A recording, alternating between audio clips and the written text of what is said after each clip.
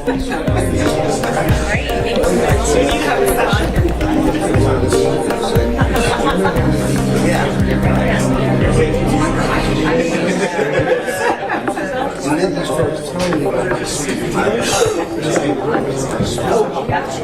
he just knew.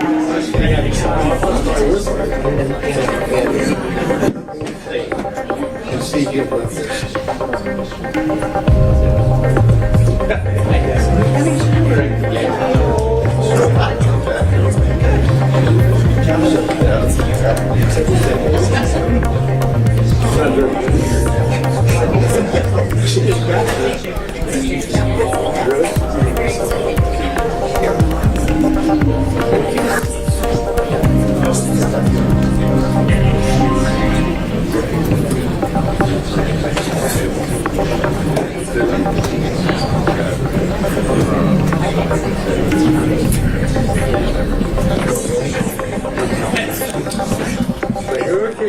Okay, now let me see.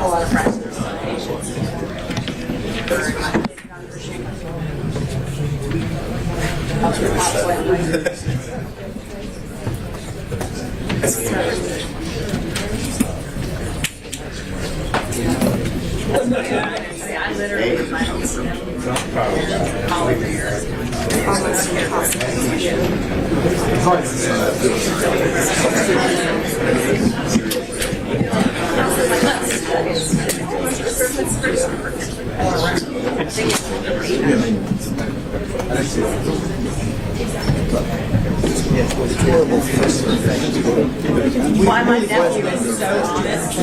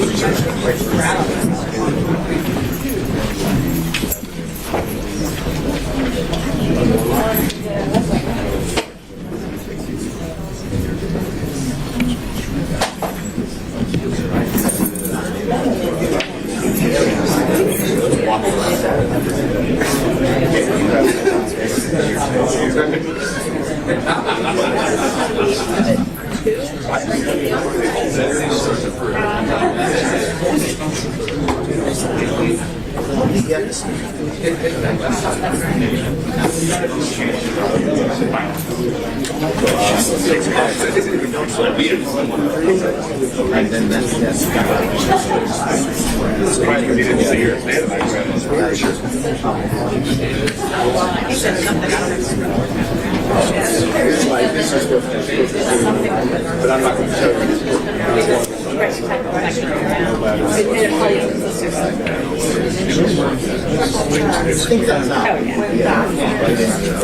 They're saying this whole thing is basically What's my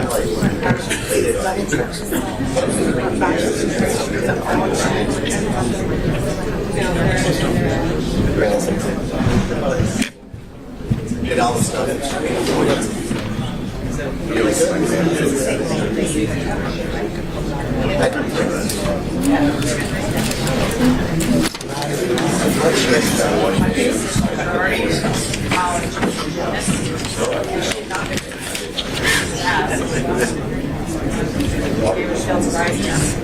Popped up on her hands, live hands, and I was like,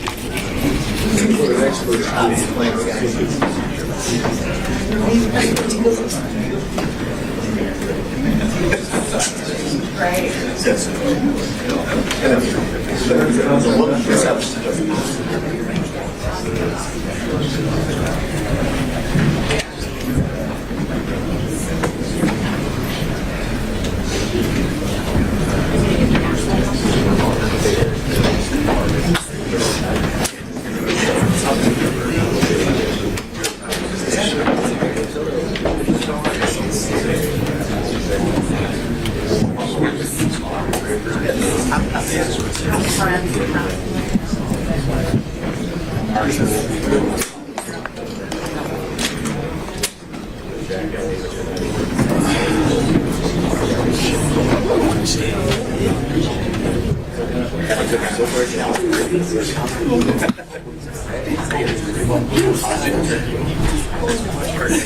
me check.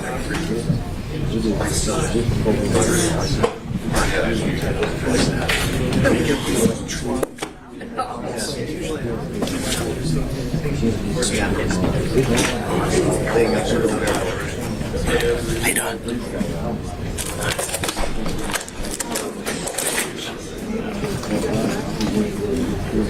I just, yeah, probably.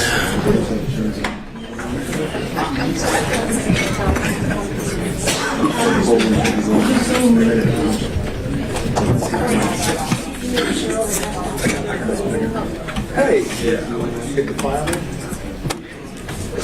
The one the state just did.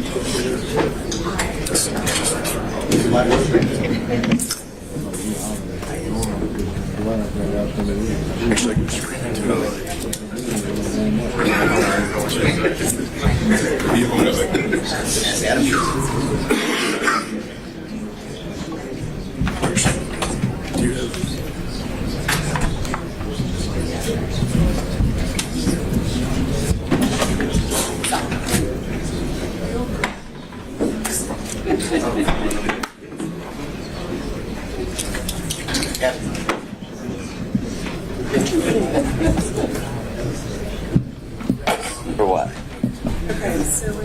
Somebody just got it on.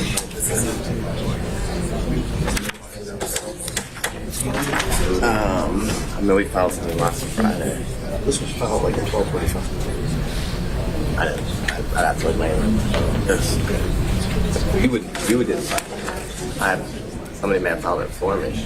Anything about it? You got it right. It does. Yeah. I agree, but I'm just making what he's saying there.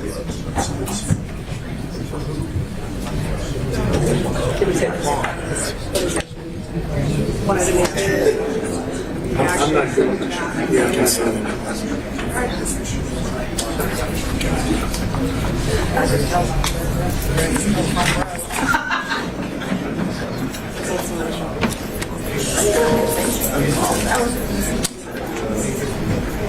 What's the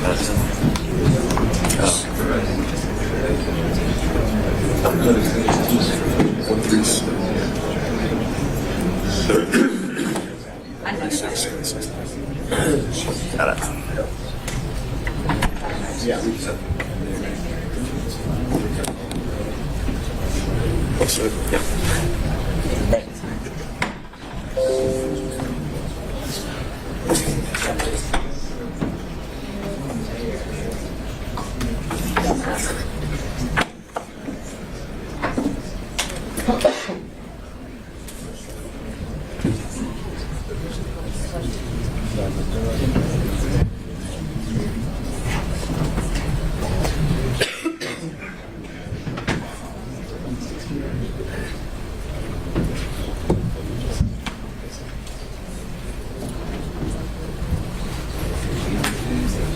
Lights under there, Jesus.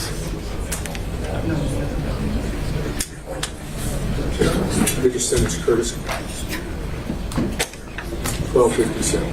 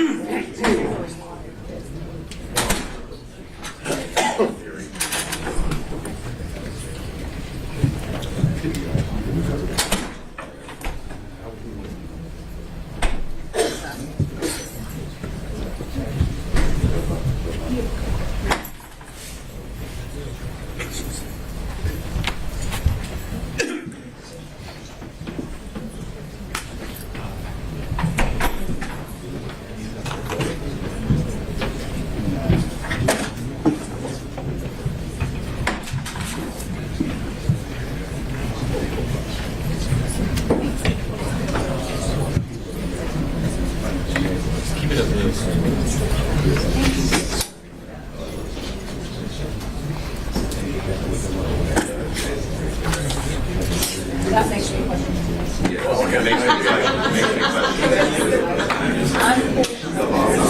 All right. Superior for the Fulton County Last Judicial Circuit is now in session. The Honorable Judge Scott McAfee presiding. Court will now come to order. Please be seated.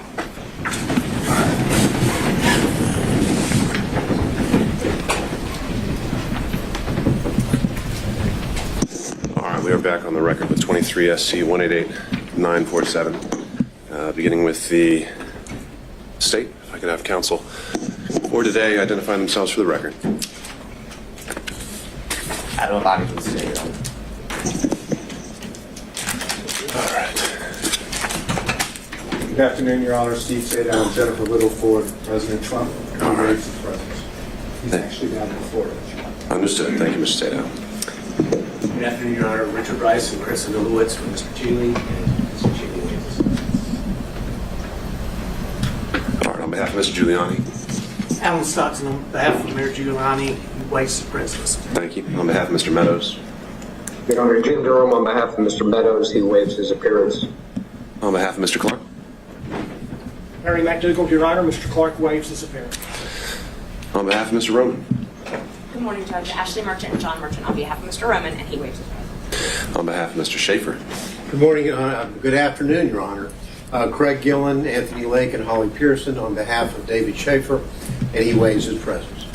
On behalf of Mr. Floyd. Do we have anyone joining us on Zoom on behalf of Mr. Floyd? All right. Well, seeing as counsel had previously attended the prior hearings and this one has been noticed, I'll find that they've waived their appearance for argument today. Anyone on behalf of Ms. Latham? Good afternoon, Your Honor. Bill Cromwell on behalf of Ms. Latham. She waives her presence. All right. Thank you, Mr. Cromwell.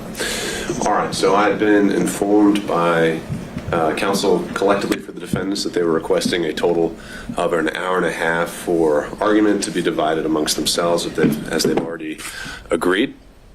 And so to effectuate that, I'll have the time queued up, and we'll start the clock running, and y'all can see fit to divide that as you would like. And obviously I've allowed the same amount of time for the state as well. Before we get into that, I believe there may have been a few things just to clean up as part of the record, specifically since we last convened. Counsel on behalf of Mr. Roman had submitted a Defense Exhibit 39, and if there are any objections that wanted to be placed on the record on behalf of the state, we can do that now. But at a minimum, I think the intention was that I would be admitting that collectively as an exhibit, if nothing else, just for appellate purposes for the record. Mr. Abadi, anything the state wants to add as it relates to Exhibit 39? No objection from the state.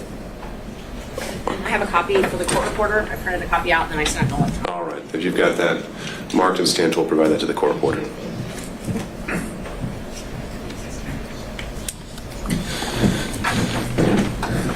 All right. And then, as I indicated as well on Tuesday, both parties since the close of the evidence on the 16th had followed up. Now I think both sides have made requests to reopen the evidence.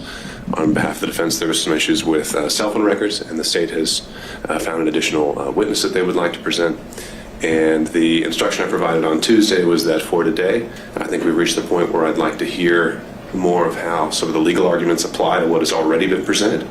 And it may already be possible for me to make a decision without those needing to be material to that decision.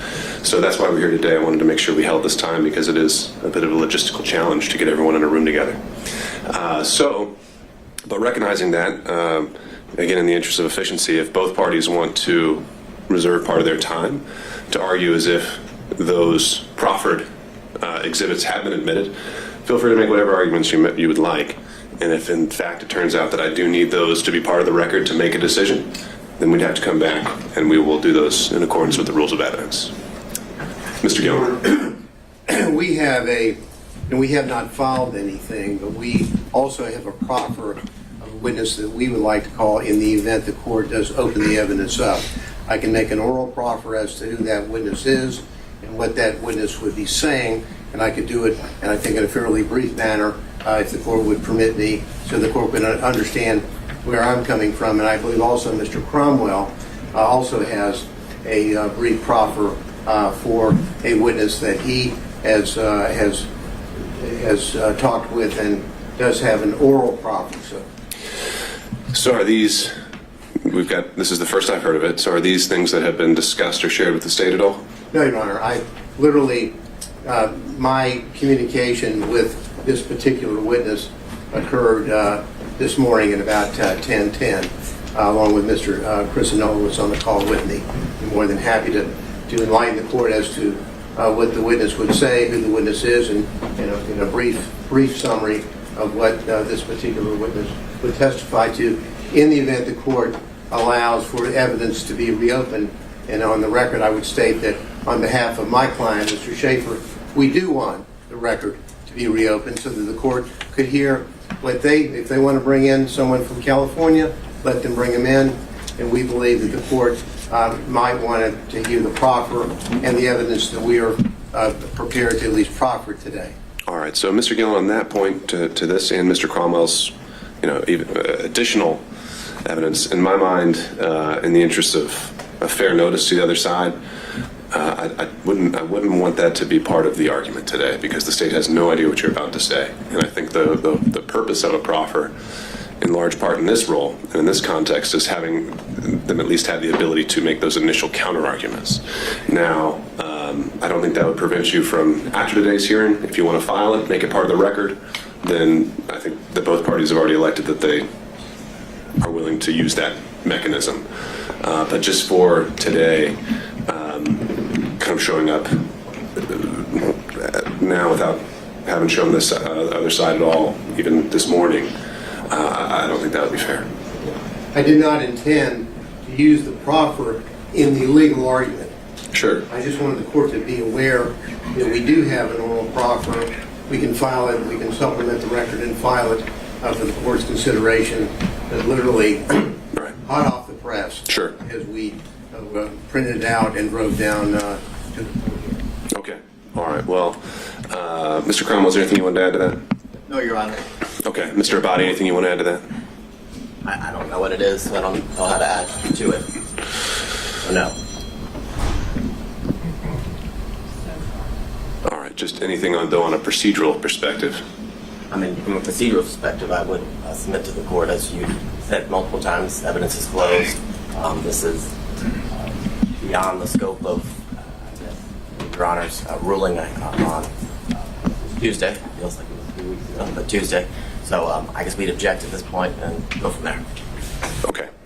All right. Anything else by way of housekeeping? Mr. Sato. Apparently the state filed 2 supplemental exhibits, number 2 and number 3, about 15 minutes ago. So to the extent that they intend to work and use those in their proffer, talking about the same notice requirement, we actually just got it as well. Understood. So as it relates to that, Your Honor, I believe you were very clear on Tuesday as well that in the proffers we could argue rebuttal evidence as it relates to the evidence that was submitted by defense counsel after the evidence was closed. And that's merely what it is. It's rebuttal evidence as it relates to the cell phone records or analysis that was done by the non-expert filed by Mr. Sadow. All right. Mr. Killen. Well, as it relates to the proffered evidence, our proffered evidence would be in direct rebuttal to testimony given in the courtroom, particularly by Mr. Bradley. So we would have a direct rebuttal of that. That's what our proffer will be. I understand the court's ruling. Just want to put that on the record. So we know the context of it. Is that similar for Mr. Cromwell as well? It is. It just solely relates to Mr. Bradley's testimony? It does. Okay. All right. Excuse me. All right, noted. Anything else then? Your Honor, the proffered evidence is basically would corroborate what has been admitted in evidence as Exhibit 39, the chronological text. Okay. All right. Then if there is nothing else, I'll turn it over to Ms. Merchant to begin on behalf of the defense. Sorry, Judge. Unfortunately, you're stuck with me today. Understood.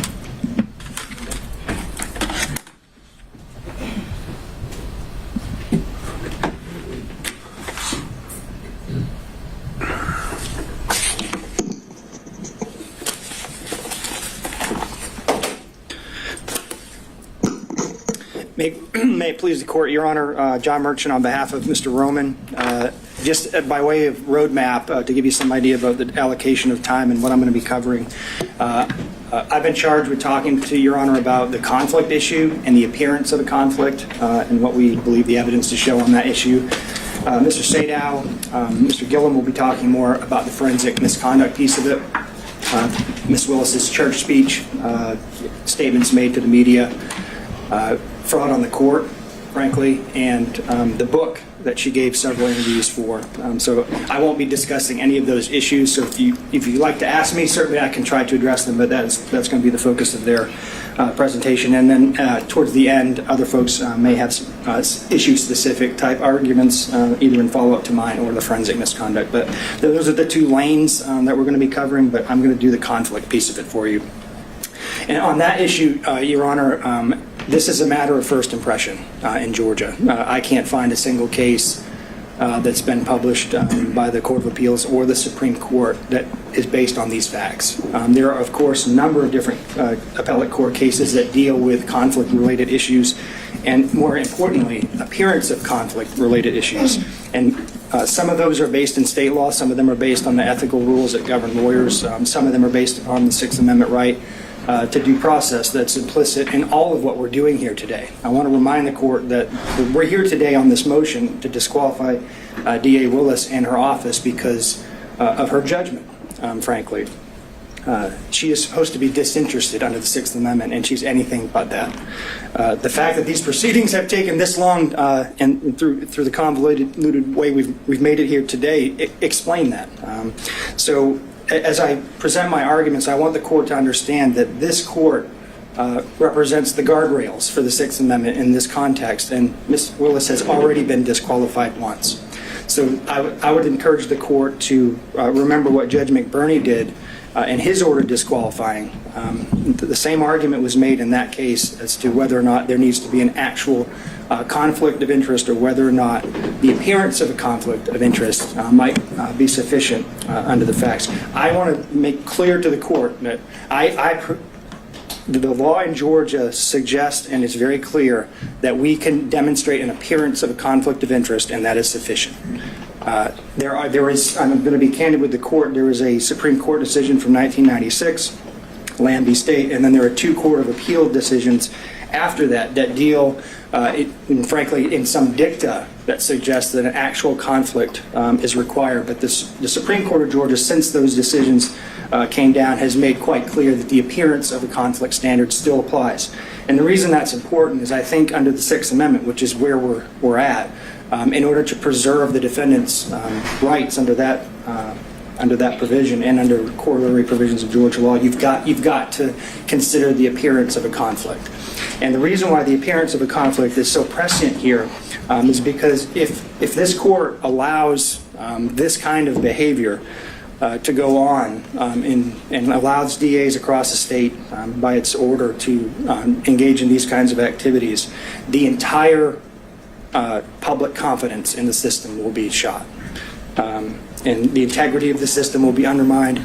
And so with those sort of public policy and constitutional principles, I wanted to turn to the law in Georgia on disqualification. And Your Honor, I'm going to give you the law, and then I'm going to talk about the facts and how they apply to the law at the end. If you want to talk about the facts earlier, jump right in, and I'll be happy to do that. I'm sure Your Honor is very well prepared and probably knows all the law that I'm going to cite to you. But to give the skeleton outline, the original seminal case that deals with conflict of interest from the Georgia Supreme Court is Williams v. State. That's 258 Georgia 305. And there are basically two methods by which you can disqualify a district attorney. One of them is a conflict of interest, and I'll suggest to the court that doesn't mean an actual conflict. That could mean an appearance of conflict as well, and then forensic misconduct.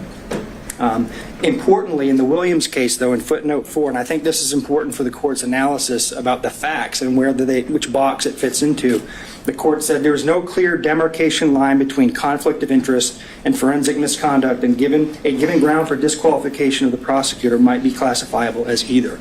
And I think that's important because we have facts that fit in both boxes.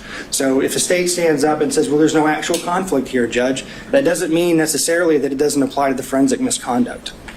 Typically, forensic misconduct relates to statements of the prosecutor designed to impugn the character of the defendant before trial and to affect the jury pool, which we have here, which I'm not going to discuss, but the facts that we have here very much relate to that issue, and there's a crossover.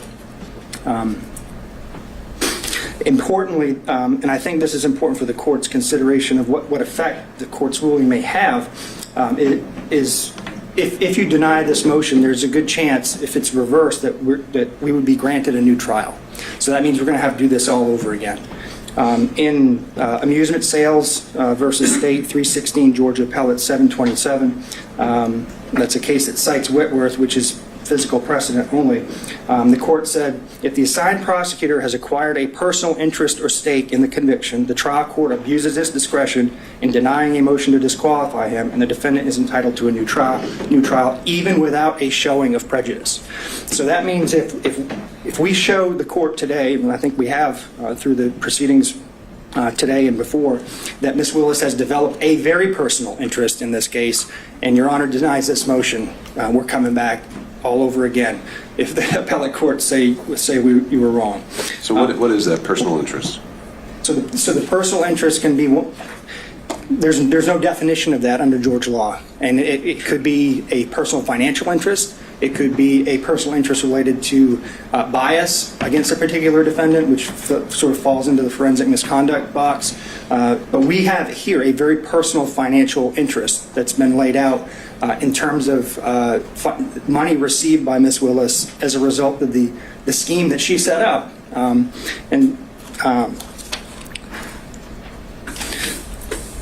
To get to the issue of the personal interest in the context of an appearance, I think that's important.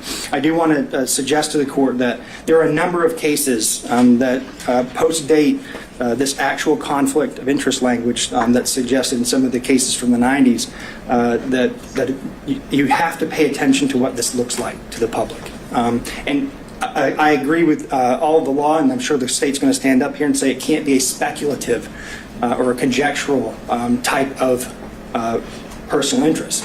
We don't have that here. We have something very concrete.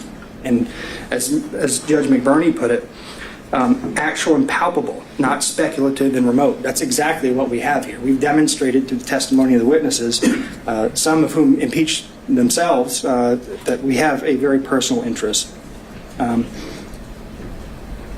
In the seminal United States court case that deals with prosecutorial impropriety is Young v. U.S. That's a 481 U.S. 787 case. In that case, it's the opportunity for conflicts to arise that created at least the appearance of impropriety.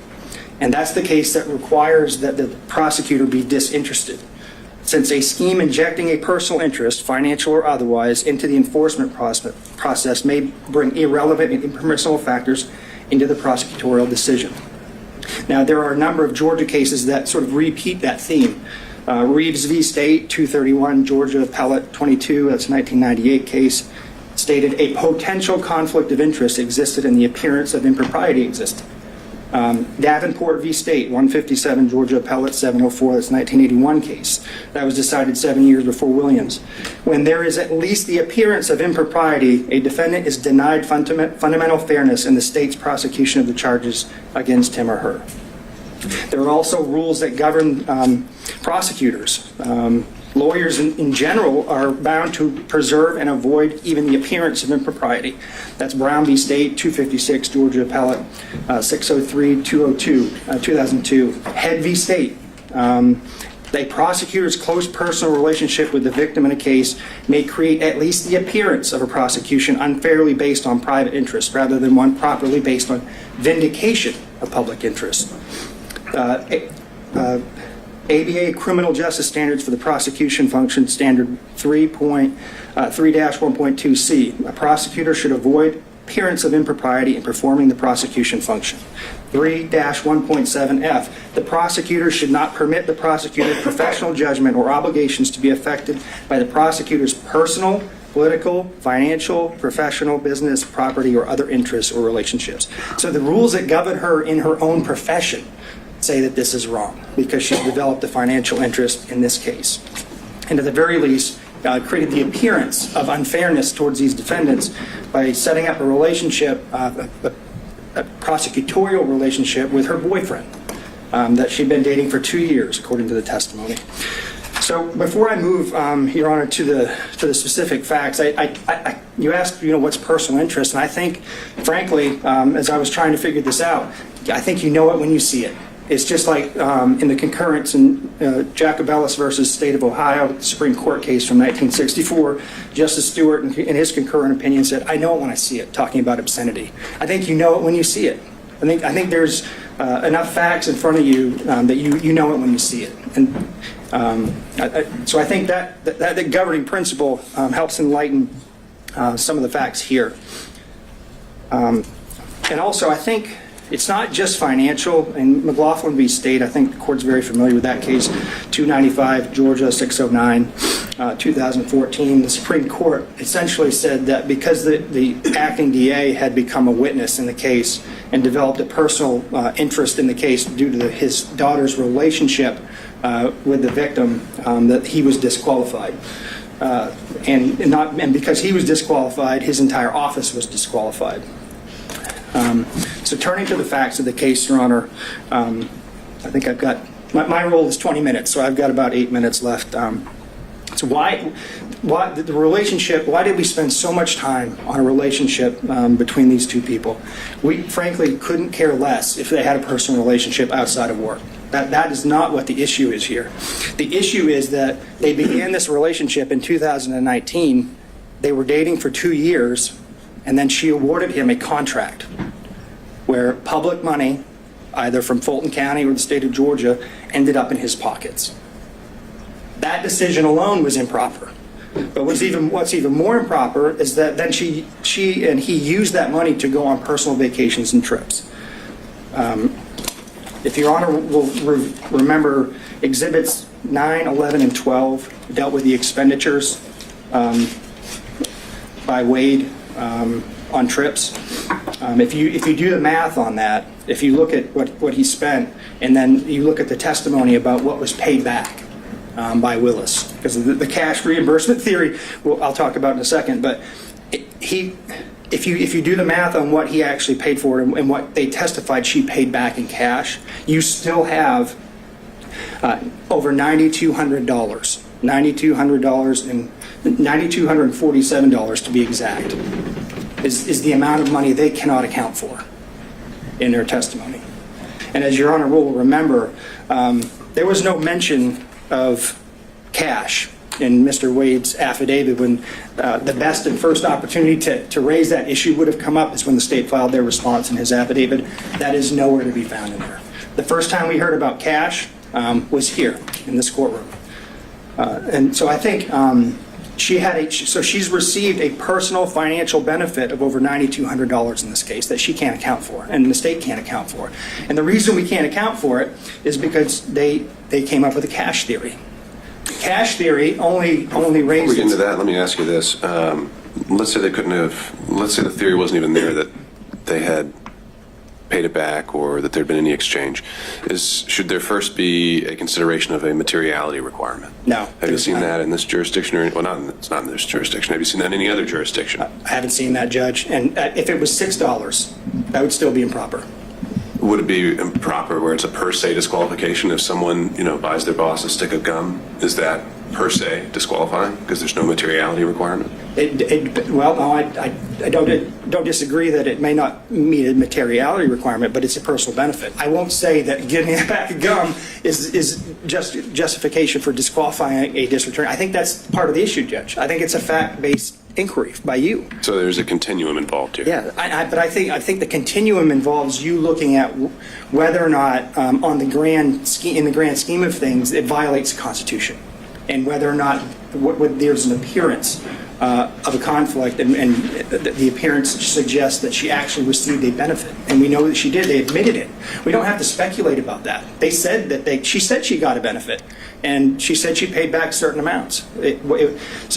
In that regard, Your Honor, I don't know, would $100 be enough? Would $200 be enough? I think you have to look at it globally and consider all of the witnesses, consider all of the facts, consider the credibility of the witnesses, frankly. I mean, Your Honor sat here and watched everybody, so I haven't spent a lot of time going into the specific testimony because Your Honor is well aware of it. But you get to evaluate the credibility of the witnesses as a fact finder. And, Just from a legal perspective, though, you're saying we can't just say dollar amount, look no further. There has to be a totality of the circumstances analysis. I think it's fact specific, Judge. I don't really want you to pin me down on that because there's no law on it. I can't give you a straight answer because I haven't seen anything like that. And I think if we build a materiality requirement into the case law, then you're down a slippery slope then, because then it's going to be the appellate courts are going to be deciding, well, is $50 enough? Is $100 enough? So I think it's not necessarily the amount of the money, it's the fact that she received it, and it's not insignificant. And I don't think your order has to say because she received $9,200, she's disqualified. I think if we go back to the 20,000-foot level, what's the appearance here? Is this fairness to the defendants? Does it appear that she is interested in this prosecution, or does it appear that she's disinterested? She took the stand. You can tell she's not a disinterested person when it comes to this proceeding, but we also argue she's not a disinterested person when it comes to the prosecution as a whole. I'm going to leave for, I'll resist the temptation to defend my wife, and who I believe to be an excellent lawyer and a member of the bar for 20 years in good standing. But I will say this, Judge, you don't just evaluate the credibility of the witnesses. You evaluate the credibility of the lawyers. And Mr. Abadi stood up here in open court in front of national news and the national public and called her a liar. I need to address that for 1 minute. There's text messages that are now part of the record, which now are substantive evidence for you to consider, prove everything that she put in that motion, everything that she tried to elicit from Mr. Bradley was absolutely 100% true. And not only was it true, she verified through the witness himself that the motion was accurate before it was filed. So for the state to get up here and impugn her credibility, it's not only improper, it violates Berger versus United States, which is a case that says the state can't just get up here and make any argument it wants. And I encourage the court to call him out on it when he steps up here. We have to have candor towards the tribunal. You cannot lie to the court, cannot lie to the public, cannot lie to the jury. And I think that's what he did. So there's other corroboration of our view that she was in this relationship. I think, frankly, based on Mr. Bradley's testimony, Your Honor can separate the wheat from the chaff when it comes to credibility, but Mr. Bradley had 2 chances to correct information that he suddenly developed amnesia about, but he just didn't do it. How does the timing of the relationship impact financial interest? Because it's part of the scheme she created intentionally in order to give benefits to her boyfriend.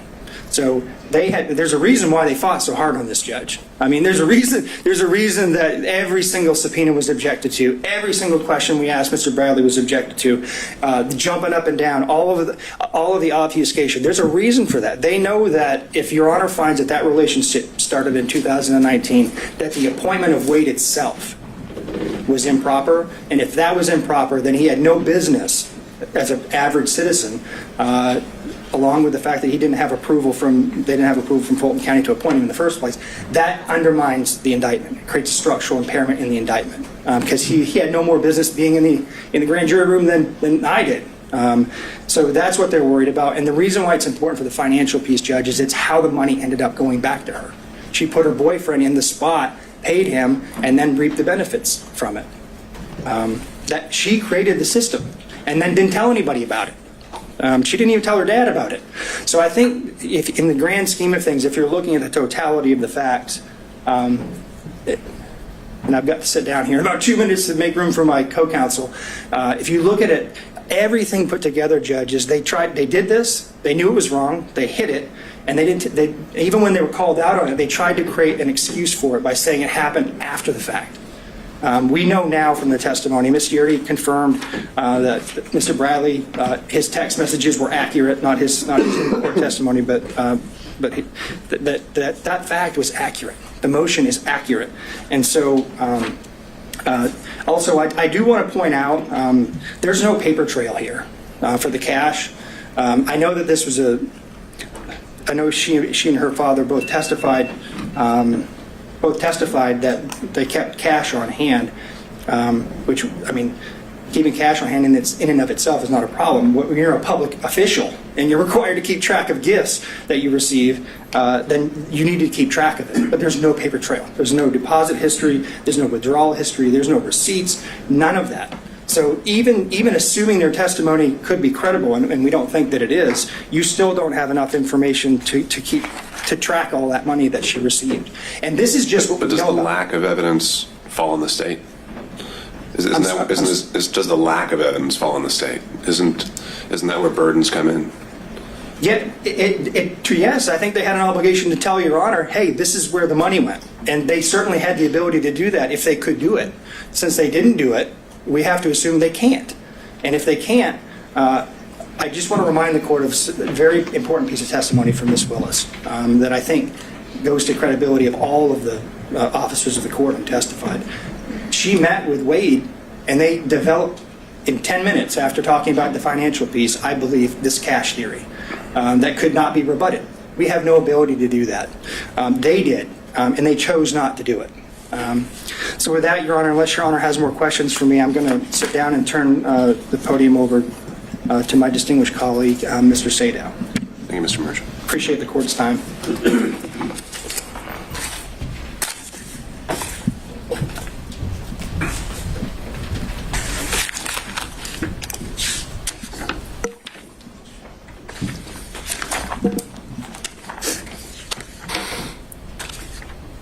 Good afternoon, Your Honor.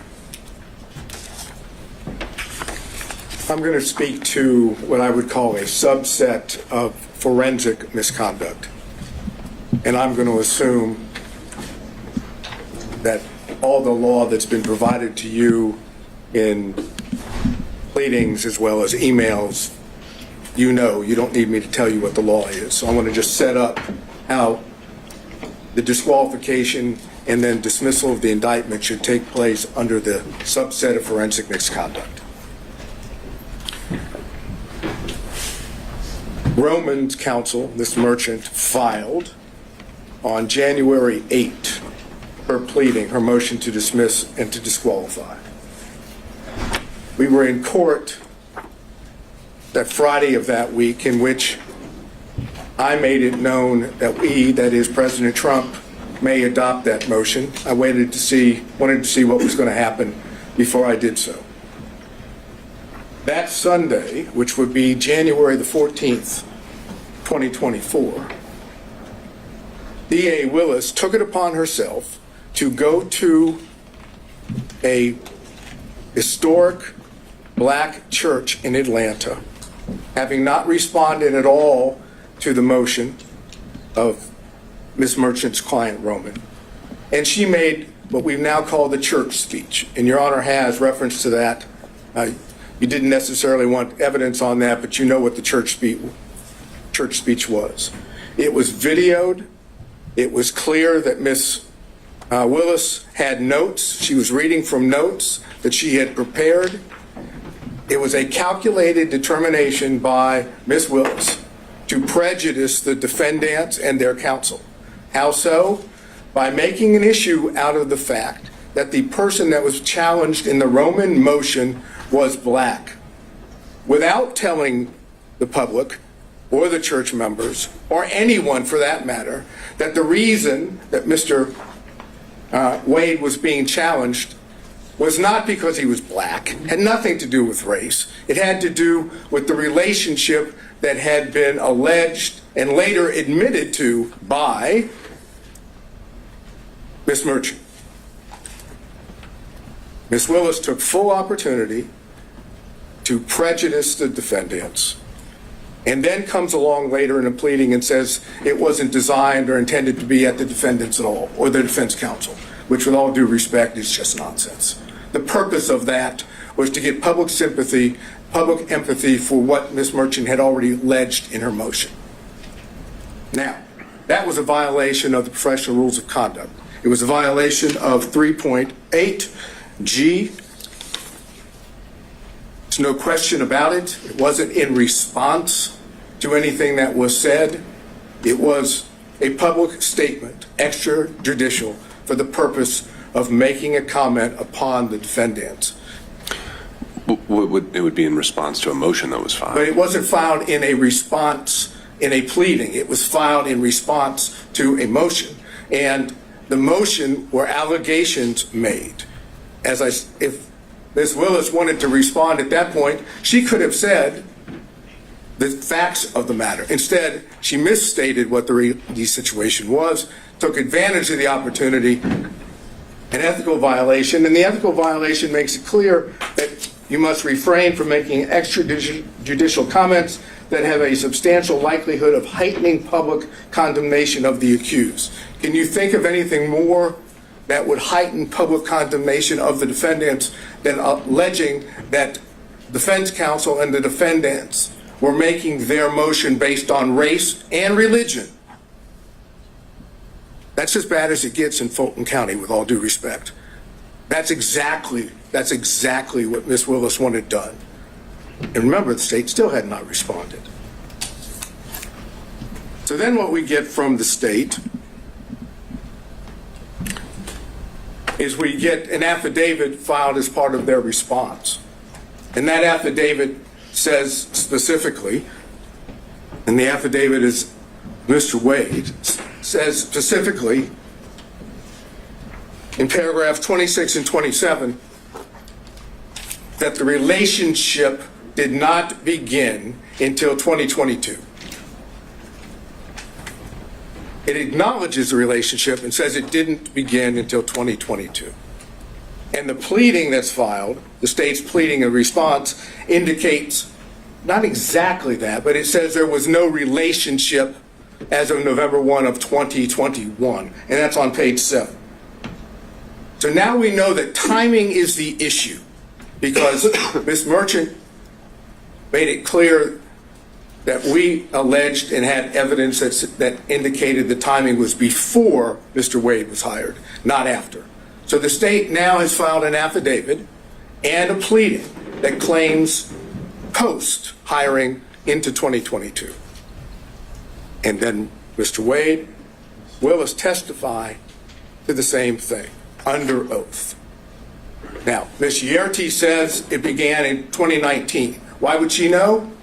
Well, she would know because she was a former friend. I know the state's going to get up here and say, you can't believe, essentially what they're going to say is you can't believe any defense witness because they're defense witnesses. And only people that would tell the truth would be Wade and Willis. I suggest to you that that's not accurate.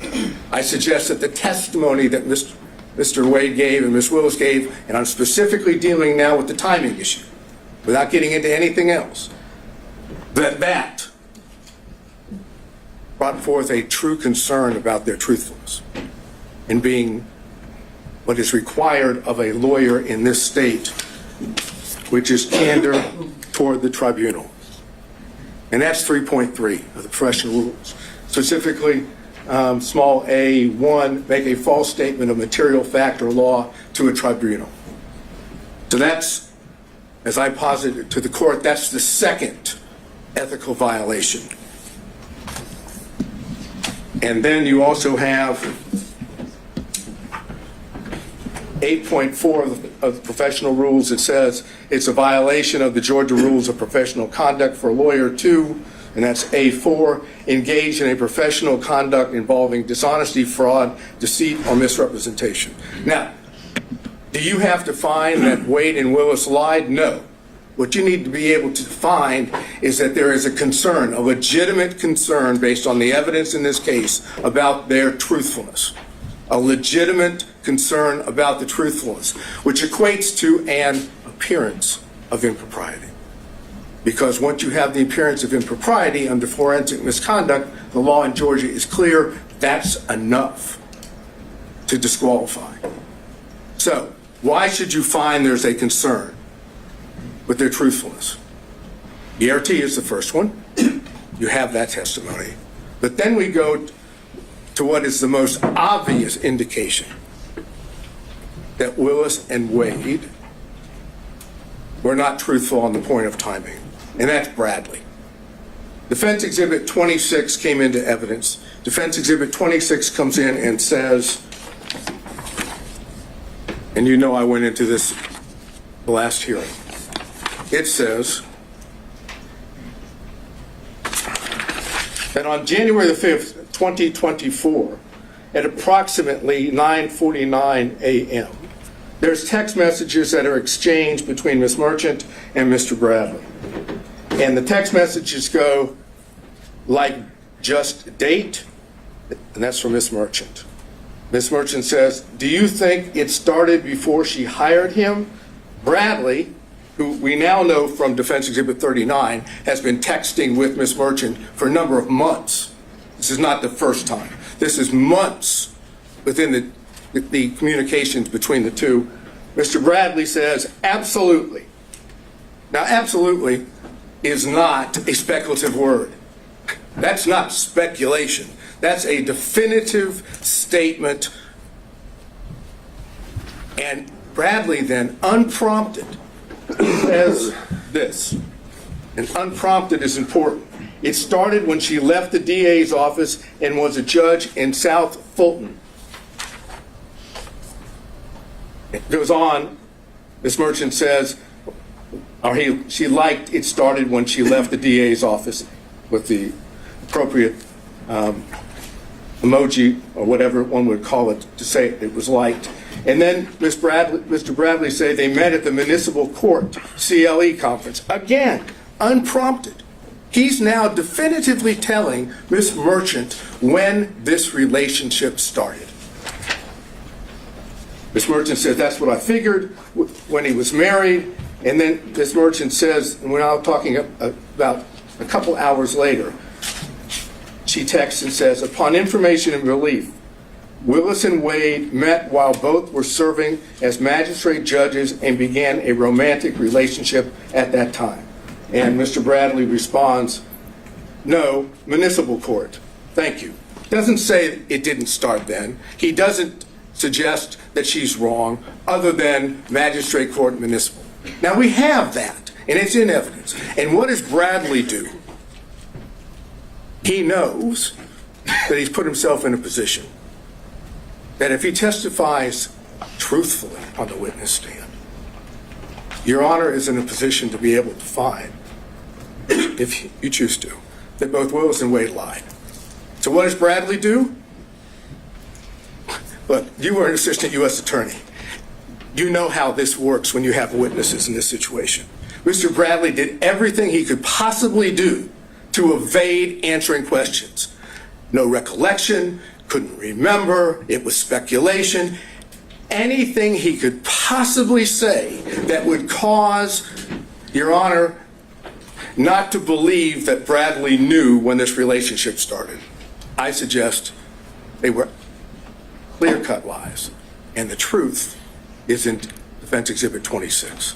And so if we take that view, that he thoroughly impeached himself, that he did not give truthful conduct, what's left standing? Generally, you would see someone who's impeached, perhaps we have some kind of core that you could point back to and say that's the time he was telling the truth. In these text messages, is it ever definitively shown how he knew this and that he actually did know it, other than in just a assertion outright? Absolutely.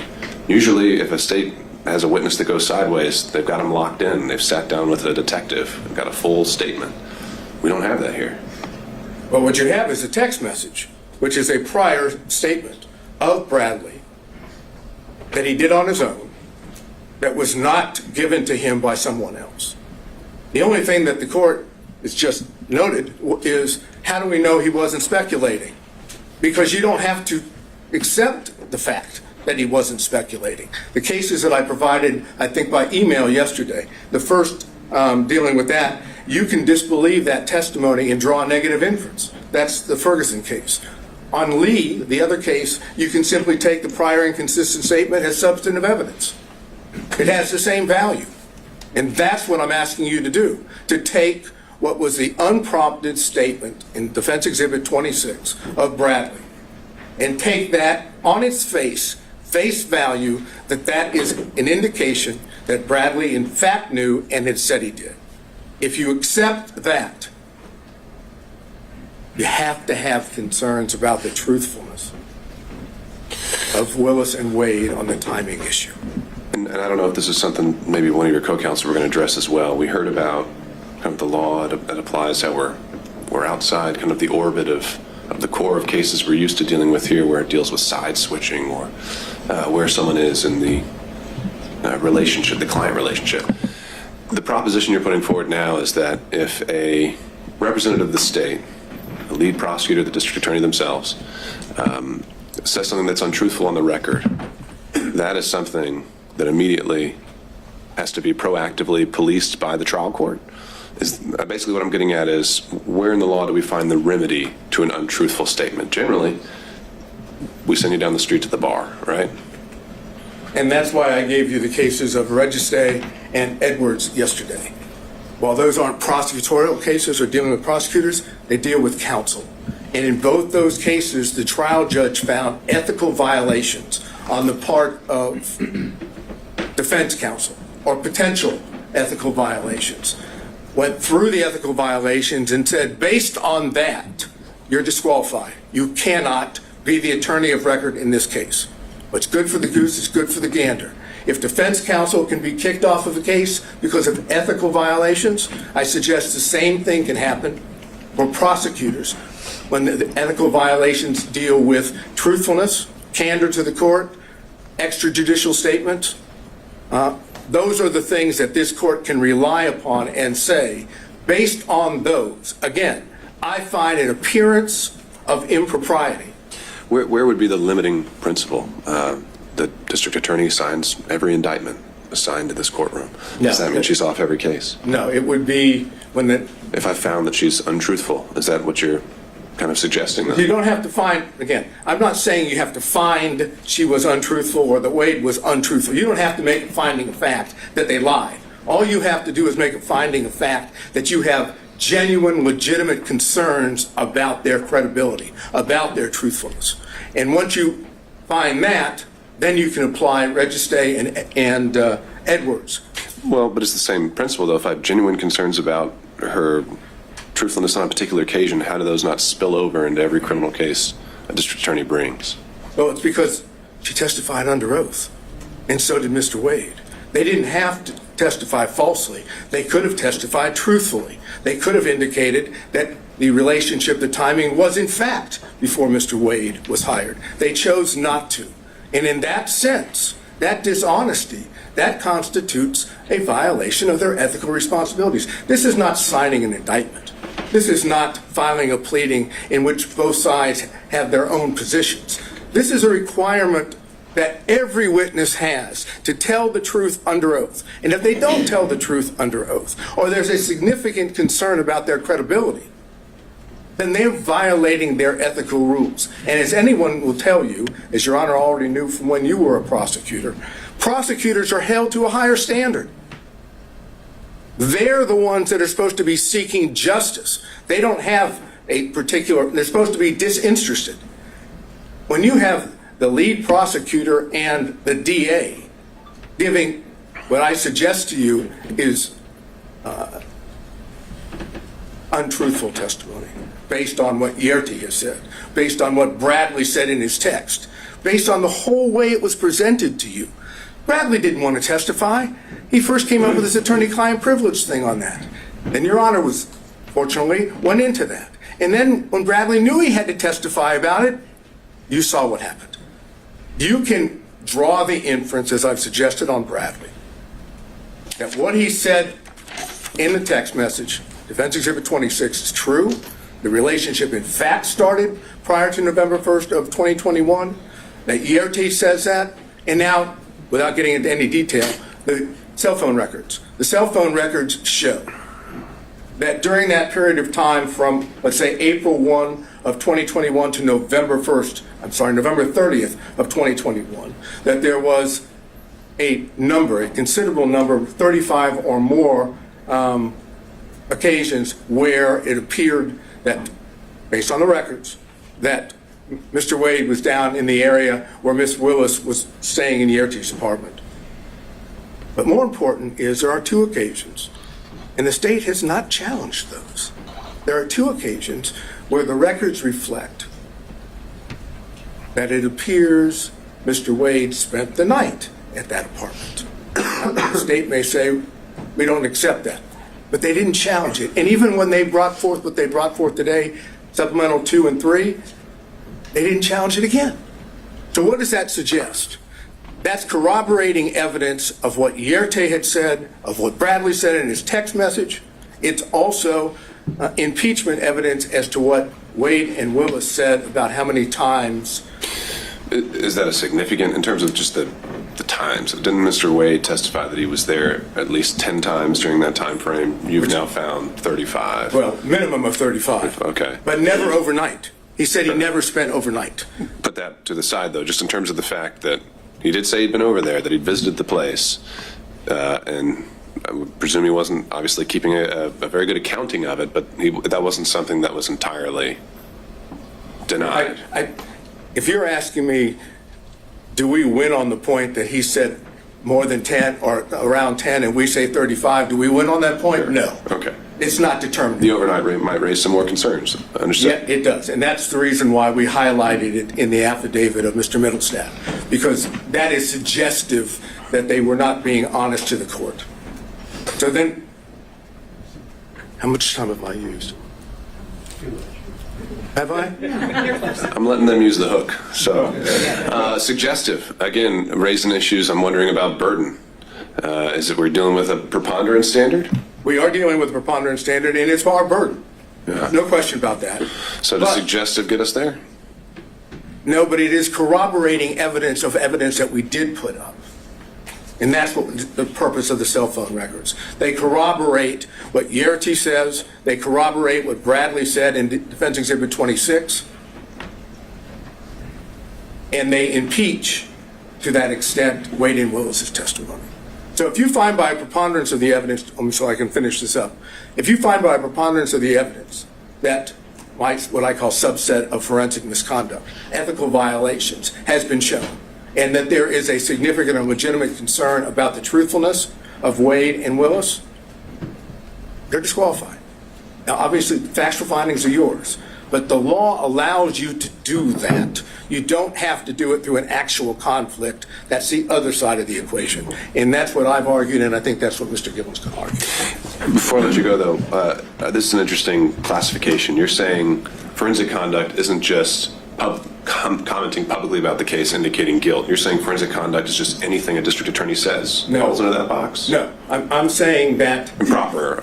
That forensic misconduct as a subset of that would include violations, ethical violations, which impact the ability of the defendants to get a fair trial, as well as impact the court's ability to have faith that the prosecutors, these 2 prosecutors, are acting in good faith in their own conduct. Same idea dealing with, as I said, defense counsel in the 2 cases I mentioned. Ethical violations can give rise to disqualification, and I suggest we have that here.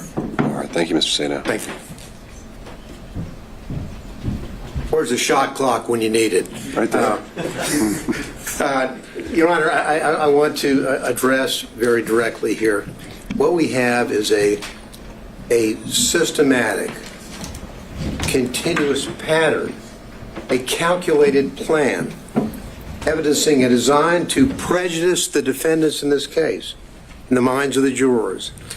This is what we have seen. This isn't the problem that the district attorney has. It's not that the district attorney had some sort of brief, off-the-cuff statement in an interaction with a reporter like in Williams. That's not what we have here. We have someone who sat down, wrote out her speech, wrote out her plan, who sat down for whether it's 2, 3, or 6 times with the editors of Find Me the Votes and told and got her message out about this case before it was supposed to be tried in this courtroom. And so that is the problem that we have. We have a pattern of forensic misconduct on behalf of Miss Willis. So, I mean, we have a pattern of public statements being made. I take it you or your team has dived in and read the book. I know she was asked about specific portions in it. The only case that I can find actually talking about when someone crosses the line on public comments is that Williams case, and it talks about there has to be an implication of saying the defendant, a particular defendant, is guilty, and it even denied it, right? So, have you found any case in Georgia where they actually said that a prosecutor had gone too far in their public comments? Does one exist? Well, number one, thank goodness it doesn't happen often. Sadly, it's already happened here. Now, in Williams, the prosecutor had one response to an inquiry. The court found it was improper, but did not have this pattern.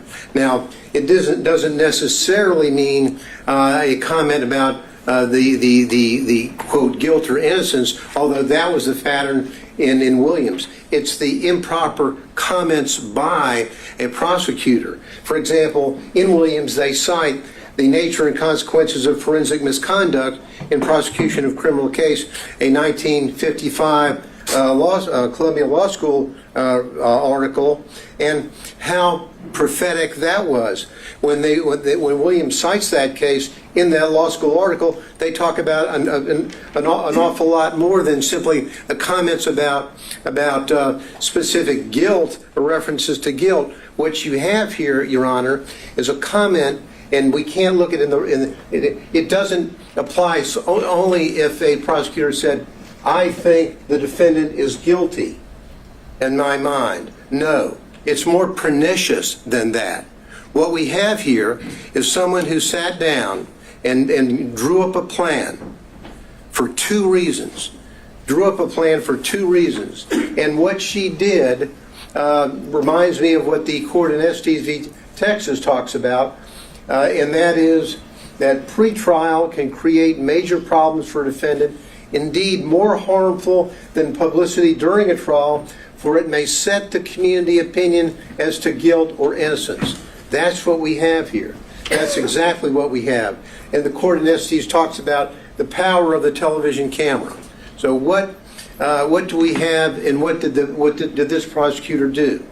What she chose to do is sort of what was criticized by the Supreme Court in Shepard v. Maxwell. Legal trials are not like elections to be won through the use of meeting halls, the radio, or the newspaper. That's exactly what we have here. What we have is a deflection. What this is all about is more insidious than just making the comments that she's made. It's a deflection. What she chose to do was to say, okay, I have done my best to hide the relationship with Nathan Wade. And Nathan Wade has done his very best by filing false documents in his divorce case to hide his relationship with Miss Willis. Now, and so what did they do? Well, when Miss Merchant filed the motion to disqualify, now the game plan has to change. The game plan I call the deflection begins to take place. The deflection is when the district attorney sat down and wrote out. I'm sure the court has. When you look at that video, it's in evidence of her speech at church. She has written out everything, and she's reading from it. She chooses to deflect. The court asked earlier, wasn't she really responding to the motion that had been filed against her? Would that she had. Because if she had, she would have looked the members of that church in the face and say, there's been an allegation that I had a romantic relationship with Mr. Wade, and ladies and gentlemen of this congregation, it's true. She didn't do that.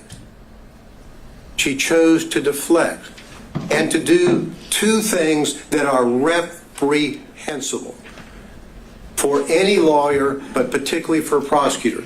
She chose to pull out the race card and the God card. That's what she did. And she wrote it out.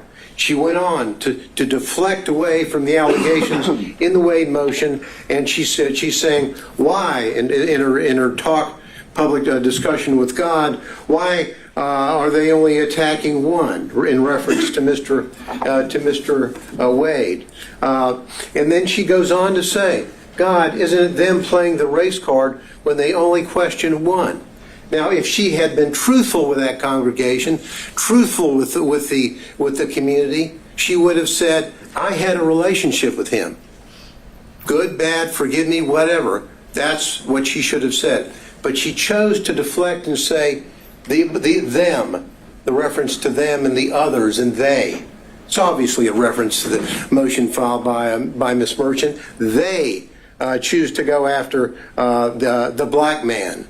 And she then goes on, again, deflecting away and deflecting to what I call the third rail in American society, choosing somebody on the other side of being a racist. So-and-so is a racist. They're racist.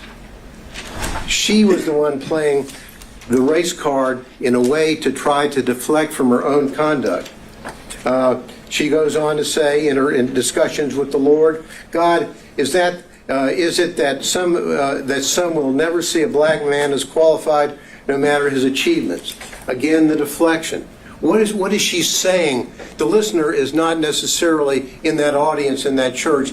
The listener is at Fulton County. The potential jurors who will come into a courtroom and say whether or not they can fairly judge the evidence or judge the defense in this case. She chose to inject race into the minds of the listeners and virtually everybody in this community, and literally everybody in this country has reviewed and analyzed her speech that she made in a premeditated way. And in bringing in not only the race card, but also in bringing in the religious matter, this is exactly what Hammonds v. State in our Supreme Court talks about condemning as an inflammatory appeal to the jurors' private religious beliefs. Why would she do that? To deflect. But now, not only is she deflecting, but she is then going forward and, in a way, telling the community, telling the congregation that God is on her side, not on the side of these people.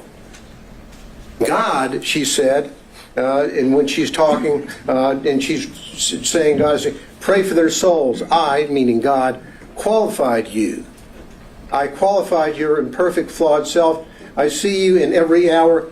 Do my work. As though she's telling the folks in her very, very, very implicit way, injecting into the minds of the jurors, God wants me to win this case. God wants me to prosecute this case. And why is he going, and why are these others going after the black man? Well, the answer is very simple. As we said in our brief, we didn't mention Mr. Cross, the white female, or Mr. Floyd, the white male, because there was absolutely no evidence, and is no evidence, of a personal romantic relationship with them in which he obtained these benefits. That's the reason why we did not do that. So she goes forward with her with the deflections. That's exactly what she does when she goes forward. And she talks about a planned interviews time and time again with authors of the book Find Me the Votes, where she's talking about a case that's going to be tried in this courtroom. It's reprehensible. So in that specific, instance, setting aside the fact that she was willing to go on the record before a case had even reached the jury, what specific statements from that book do you contend cross the line? Well, for example, she's saying, she goes on to talk about all the calls that she gets from people calling her racial terms. And all the calls are racist. What she's trying to do, and I think there's a reference in there to MAGA people, whatever. In that, what she's really saying is that those people calling me up and making those claims or those horrible racial slurs to me are really people on their side of the fence. That's what she's doing. And there's no reason, Your Honor, ever for a prosecutor to sit down and go forward with this kind of interview. She did it in Find the Votes. But then they what really happened here, is this hiding of the relationship. Because in hiding the relationship, they have done such a good job. Mr. Wade filed false documents in his divorce case when on May the 23rd, May of 2023, talking about, have you ever had sexual relations with a person during the course of the marriage or including the period of separation? He's still married. He doesn't have a divorce decree, but his answer is none. Then he's asked whether or not, on any occasions, he's entertained or been entertained by someone, a woman, a member of the opposite sex, in this case a woman, from the date of the marriage to the present, talking about place and time and all that. What is the answer? None. Why does he do that?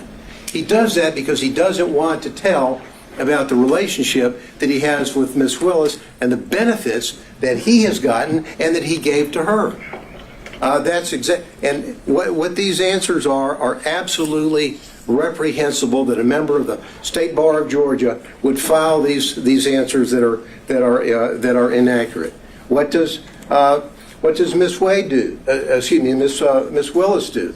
Miss Willis, on her financial report, on whether or not she has gotten anything of $100 or more in value from a prohibited source. The court asked earlier about what a threshold might be. Well, for the financial report, it's $100. That's it. She doesn't report any of all of the benefits that she received from Mr. Wade. All the trips, all the entertainment, all the 3 nights in the luxury suite in Aruba. All of that. None of that is here. And they say, oh, well, maybe it all balanced out, even though I can't prove it with the cash. Well, that's like saying, did I give the court a Christmas present? Well, maybe I gave the court a Christmas present, and the court gave me one back. The court has to fill out a form whether you got a Christmas present from anybody. You say, I got one from Mr. Gillen. You don't say, nah, well, I gave him one back, so it really evens out. They're false reports. And because they're false, what they had to do is they had to say, uh-oh, Miss Merchant has caught us. And so what we're going to do is we're going to get, in our response, we're going to get Mr. Wade to file a false declaration, which he does. His declaration in this case is false. And the evidence showing that that is false as it relates to the timing, and the court asked earlier, why does it matter, if the relationship was before or after November 1, 2021? The answer is they think it's important, and frankly, I do too. Because when she's hiring somebody and she's not telling the people who are going to be paying the tab up to $700,000, hey, I just hired my boyfriend who's taking me on trip to the Caribbean and taking me down to Aruba and taking me to California. Hope you don't mind. No disclosure whatsoever. And the money flows off. But because they got caught, they then commit what I think is an additional component of forensic misconduct, and that is fraud on this court. When they filed that affidavit, and now it's been proven, I think, beyond virtually any doubt that the relationship occurred prior to November 1, 2021, and the benefits that were there, and we don't have to run around. And I love we've got all the records showing from Mr. Wade about the payment for these trips, for the cruises, for the flights, all this stuff. What's the only way is they sat around and met together before they testified and came up with their story. What's the only way that they can save themselves? Pay no attention to the records. Pay no attention to the airlines and to the flights and vacations and the cruises. I paid him back in cash. Show us your receipts. Where did you take cash out of the bank? Ever? Oh, I don't have any.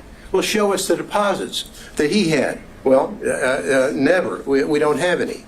What we have here is a fraud on this court, which has been shown, I think, overwhelmingly by the evidence and overwhelmingly through not only the testimony of Yurdi, the testimony of the emails and the text from Mr. Bradley to Ms. Merchant, as well as all the documents that they had no answer to other than the just trust me, I gave him money, It evaporated. I don't know where it came from, and he doesn't know what he did with it. Just please trust us and believe us, because it's our only way out of the trap that they set for themselves. These people, sadly, and I hate to say, as the court knows, I was a prosecutor for about 3.5 million years, it seems, in the federal building, and I was an assistant DA beforehand. Prosecutors don't act like this. Lawyers don't act like this.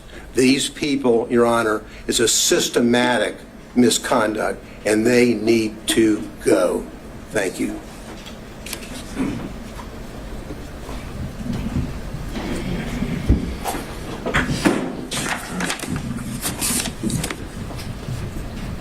Your Honor, I'm going to cover a few factual details without overly rehashing what has already been said. During the pendency of this investigation in this case, Mr. Wade and Ms. Willis basically lived Robin Leach's lifestyle of the rich and famous. And they did this riding on the backs of the defendants in this case, funded by the taxpayers of Fulton County and the state of Georgia, with the money that was paid to Mr. Wade through the contract that Ms. Willis got him. That money flow, that is the personal interest that you asked about. She was personally benefiting from the position, from the job, from the scope of the investigation, from the scope of the indictment, and how they conducted it. And we know this, we know from the records that have been submitted before the court that Mr. Wade paid at least $17,095 towards this relationship. That does not even include the various dinners, the day trips that both Wade and Willis admitted to, so that number is likely even higher. We know from the documents that Ms. Willis only paid $1,394 for an airline ticket. We know from Ms. Yurdy, who was pretty much uncontested, there was no evidence presented by the state disputing her time frame, that relationship started in 2019. She saw them kissing, she saw them hugging. Now, whether or not they had sex before January of 2022, I do not know. They admitted sometime in early 2022, and I found it curious that they both, Wade and Willis, just went straight to the sex. So maybe that's when they started having sex. I do not know. But the relationship predated that. And their combined and overly suggestive focus on that is a red herring to this court and to the defense, that that's what they want you to focus on. They want you to ignore all the evidence that the relationship predated that. The relationship started in 2019. The relationship continued through 2020. The relationship continued through 2021. Looking at the cell phone communications, just in the first 11 months of 2021, over 2,000 calls, almost 9,800 texts. You know, I don't even think love-struck teenagers communicate that much. The November 29th and November 30th escapade, phone call from Ms. Willis, between Ms. Willis and Mr. Wade, 11:32 that night. Shortly after midnight, the phone starts traveling down from where Mr. Wade lives and ends up where Ms. Willis is staying, and he's there until roughly 4:55 a.m. None of the excuses, none of the explanations that Mr. Wade gave, going to the Porsche experience, going to dinner, going to the airport, none of that explains that. I'm pretty sure the Porsche experience isn't open in the middle of the night. I'm pretty sure that there weren't any restaurants that he drove 30 to 45 minutes to go eat at in the middle of the night, right after he talked to Ms. Willis. Teenagers have a name for those kind of calls and those kind of escapades. I won't go into it. But the documentary evidence, the objective evidence, undercuts everything that both Wade and Willis said. When you look at Ms. Yurdy, again, she unequivocally said that relationship began in 2019. She saw physical evidence of a romantic relationship. Mr. Bradley, in the text messages, which are substantive evidence, said that relationship began in 2019. Again, his January, temporary amnesia that somehow was triggered temporarily after Gabe Banks called him, we can question that. But we do have statements from him that specifically said that relationship predated Mr. Wade's appointment by Ms. Willis. You asked, well, and Mr. Wade, you asked what the materiality would be. How much is enough? Well, clearly $17,000 is enough. But Fulton County has told Mrs. Willis what the materiality is. It's $100 in a year.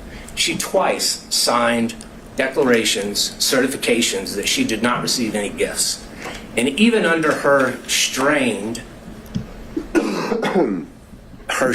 explanation, there were monies, there were gifts, there were dinners, there were excess contributions flowing her way that exceeded $100.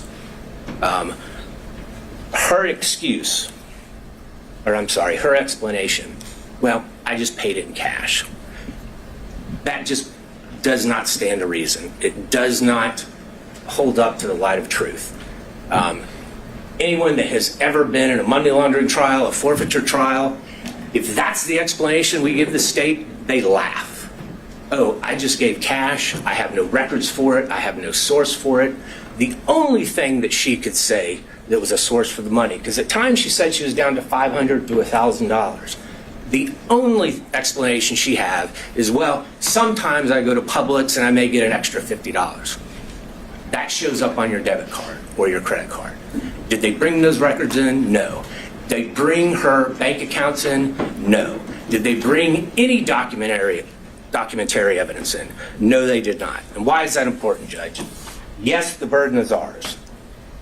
But under OCGA 24-14-22, if a party has evidence in such party's power and within such party's reach, by which he or she may repel a claim, and they had that power, Ms. Willis had that power, Mr. Wade had that power, that they can repel the claim that we have made against them, but they admit to produce it, or if they produce weaker evidence, then you, as the fact finder, Judge, it is in your power to disregard that, and a presumption arises that that documentary evidence that is in their possession that they failed to produce supports our claim.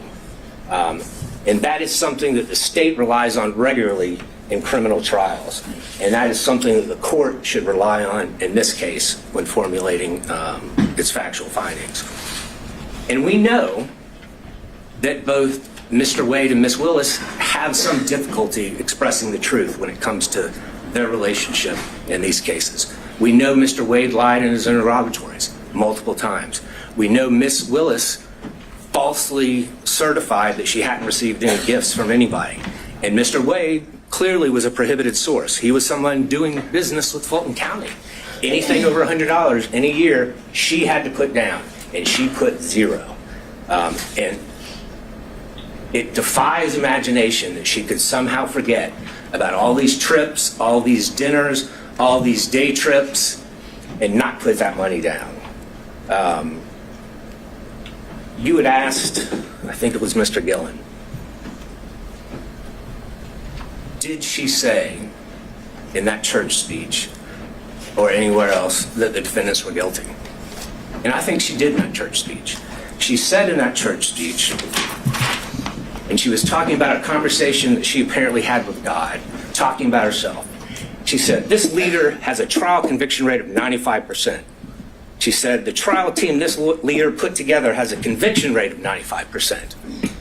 I do not see how anyone, and I think that was purposefully intended by Ms. Willis, I do not see how anyone can listen to those two statements and not take that Ms. Willis is telling everyone in that church and everyone that's going to hear that in the media afterwards that these defendants are guilty. That is what she was saying. She is a prosecutor. She's familiar with the U.S. v. Berger. Every single attorney that's ever been a prosecutor is familiar with the dictates of that U.S. Supreme Court case. That is a foul blow. That is improper, and she violated pretty much every tenet a prosecutor must abide by to seek truth and justice in a particular case. So, Judge, when you're looking at this, the uncontroverted evidence shows that they had a relationship prior. The uncontroverted evidence shows that Mr. Wade lavishly spent on Ms. Willis. The uncontroverted evidence shows that the money that he was spending on Ms. Willis came from this contract that he had. And I'm not just talking about the contract as a special prosecutor, but there's also those other questionable contracts that no matter whom his partner seemed to be, they also got. There is a direct financial benefit that Ms. Willis received from this.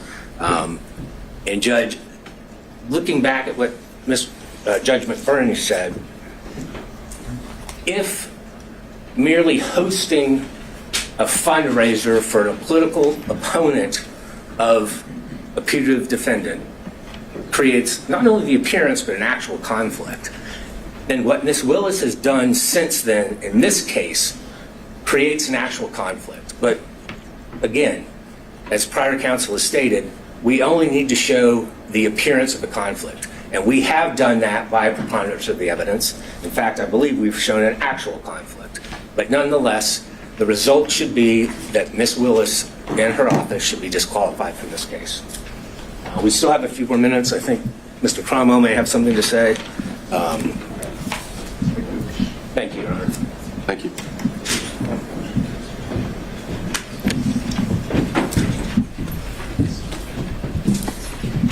Good afternoon, Your Honor.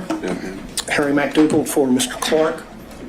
I'm going to talk further about conflicts, and I'm going to assume the most difficult standard for us to meet, which is actual conflict.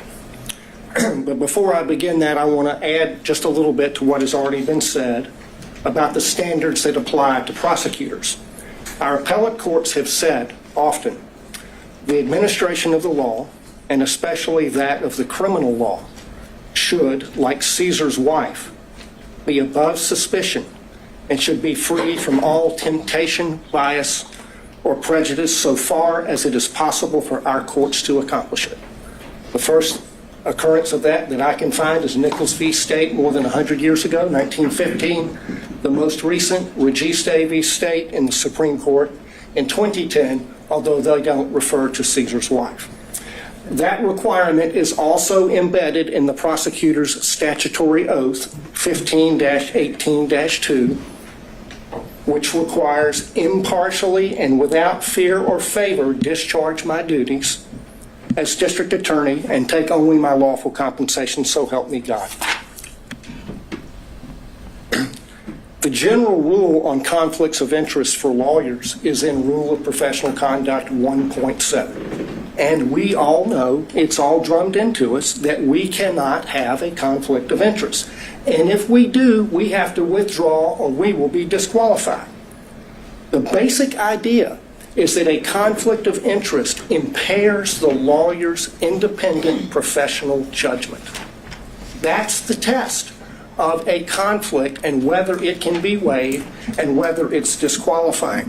And that conflict is not just financial. It can be any conflict that impairs your independent professional judgment, and you see that in McLaughlin v. Payne.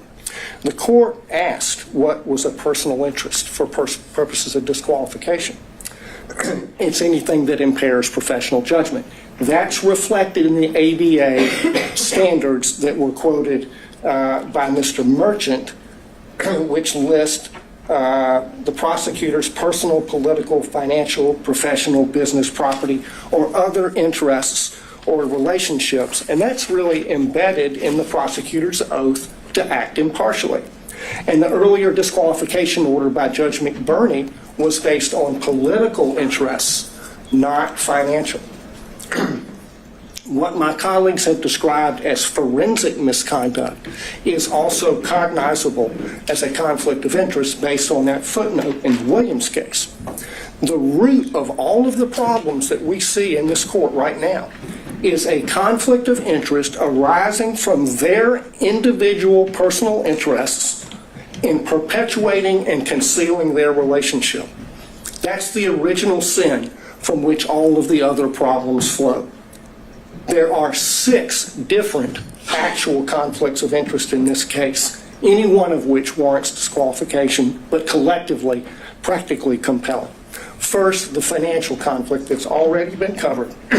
Second, the personal ambition, political ambition.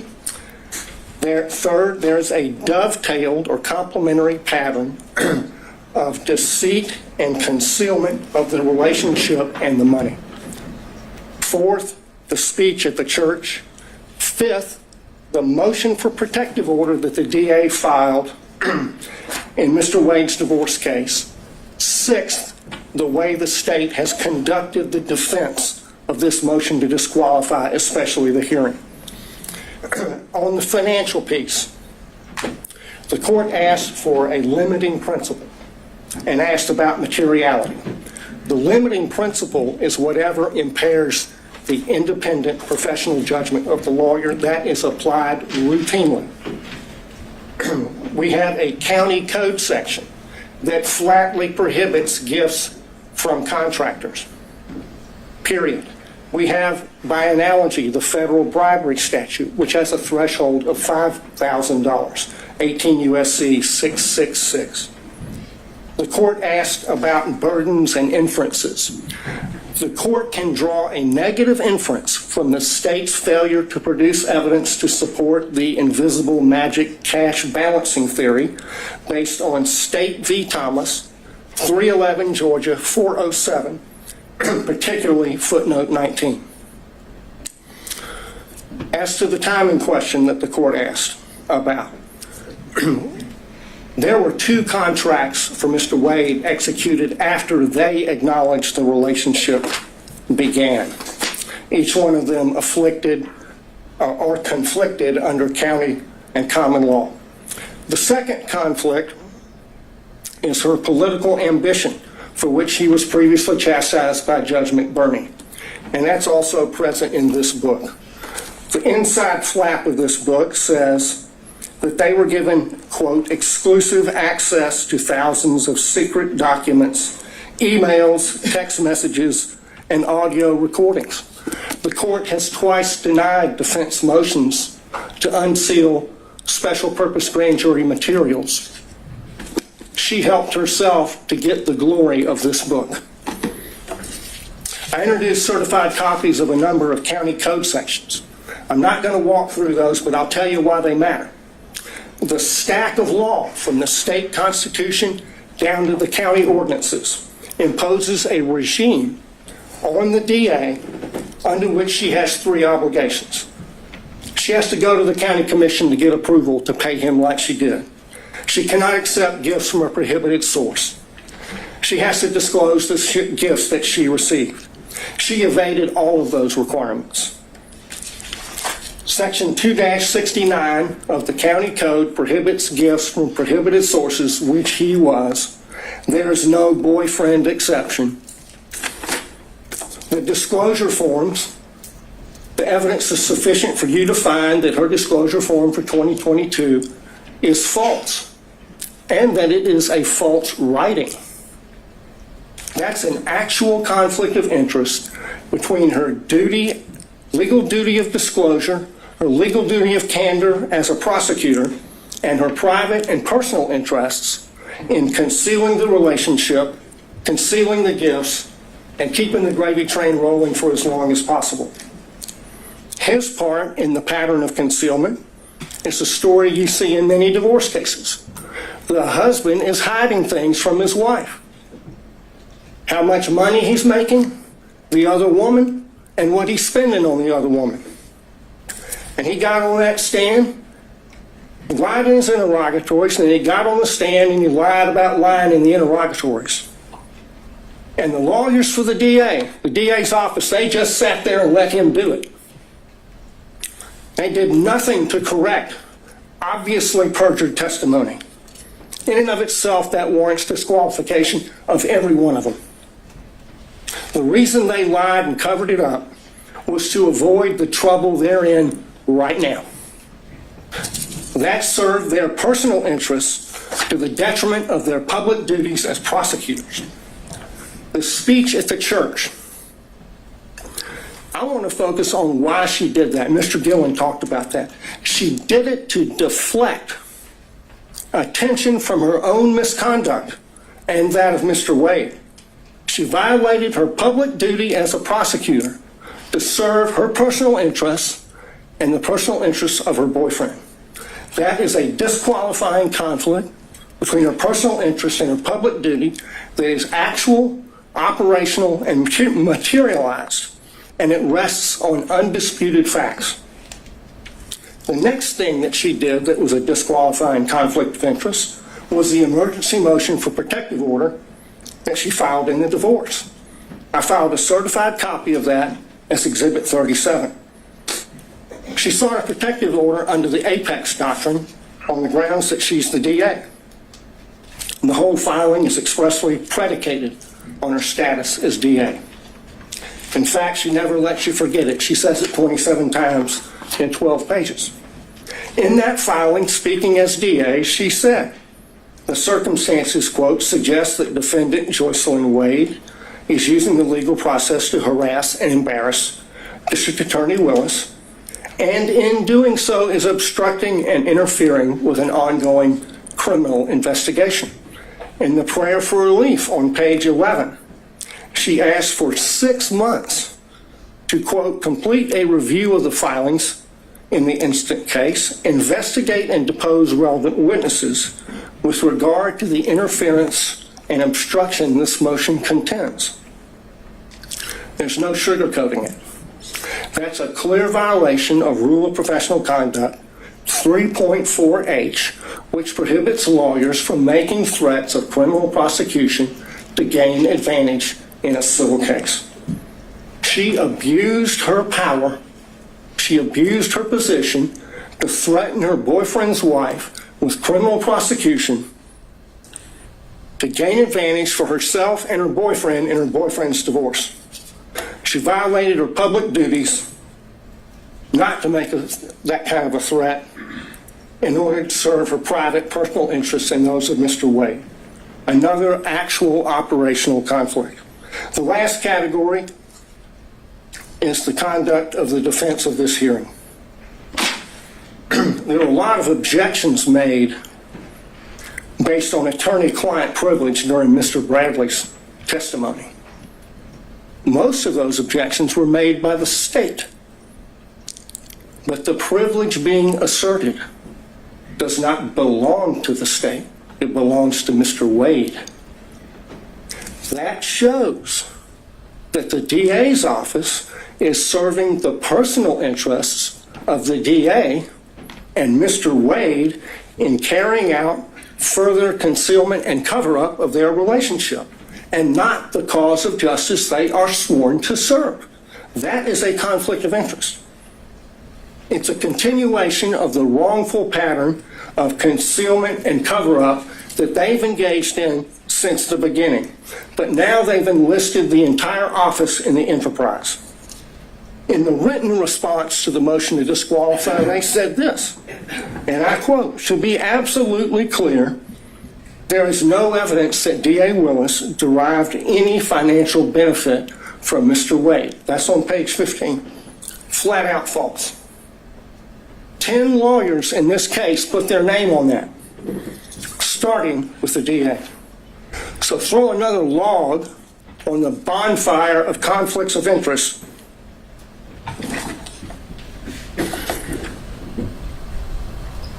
The problem here is the DA cannot distinguish between her personal interests and ambitions on the one hand, and her public duties as a prosecutor on the other, and apparently neither can anyone else in their office.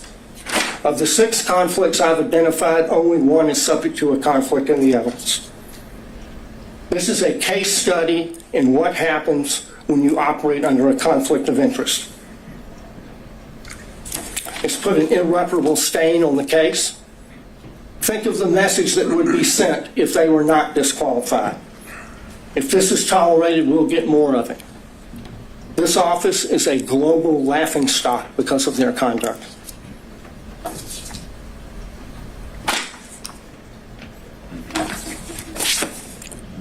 they should be disqualified and the case should be dismissed.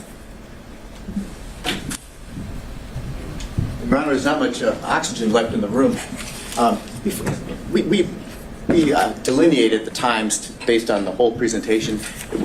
Would Your Honor consider some time for us in rebuttal? No. Okay, well then, can I reserve what I had, 5 minutes for Sure, rebuttal? that's fine. All right, thank you, Your Honor. All right, let's take a quick 5, and we'll be back at 2:40-ish to hear from the state. Thank you.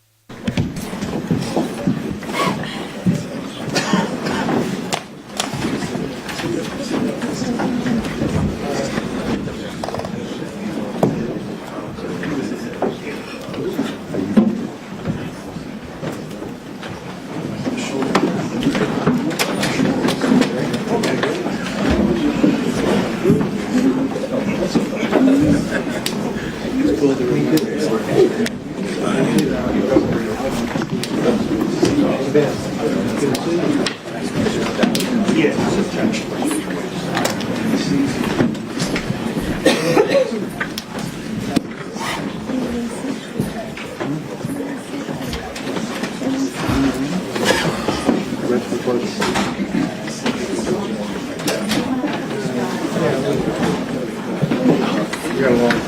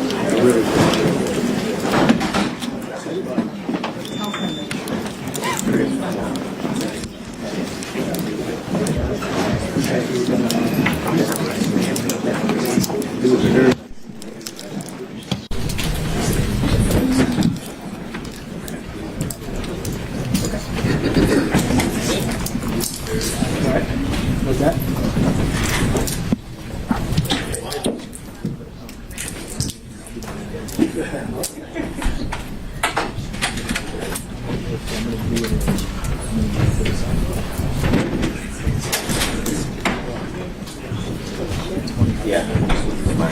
Or no.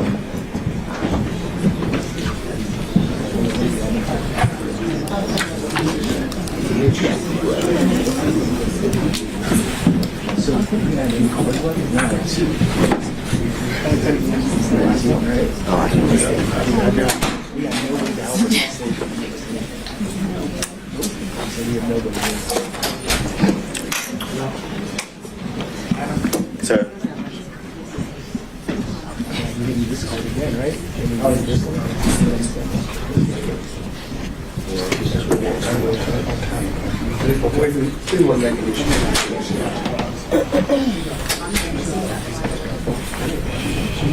Just me. Just me.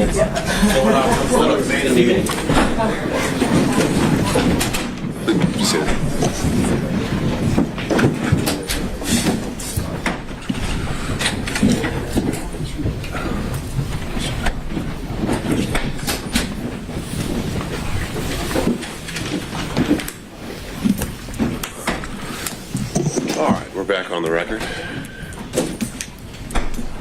Stay ready? Yes, Judge. I just been trying to get to where I can share my screen. We need to add you as a host then. What's your profile name on the Zoom? Your screen name on the Zoom? Adam Abadi. All right, just making sure. Bear with us. Do you need it right away? No, I can start without. All right, floor is yours. Good afternoon, Your Honor.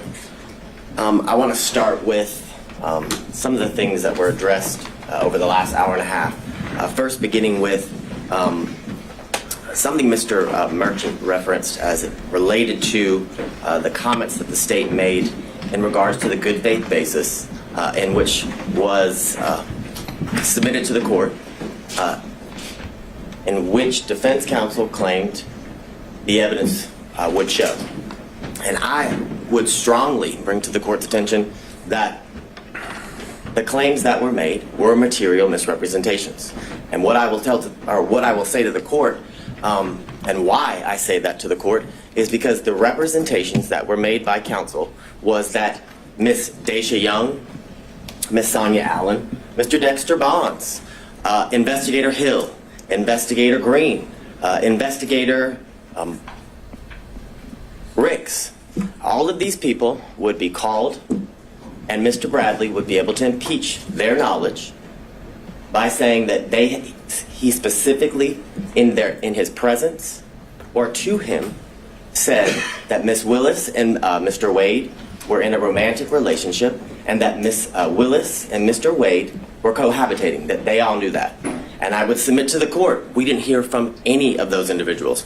Mr. Bradley impeached no one. And I say no one because he did not impeach Mr. Wade. In order to properly impeach a witness, you have to confront the witness with the specific statements. Mr. Wade, and you can look back at the YouTube of the entire hearings of the last couple days, Mr. Wade wasn't once confronted with a statement that he claimed or said, or that is claimed that he said to Mr. Bradley.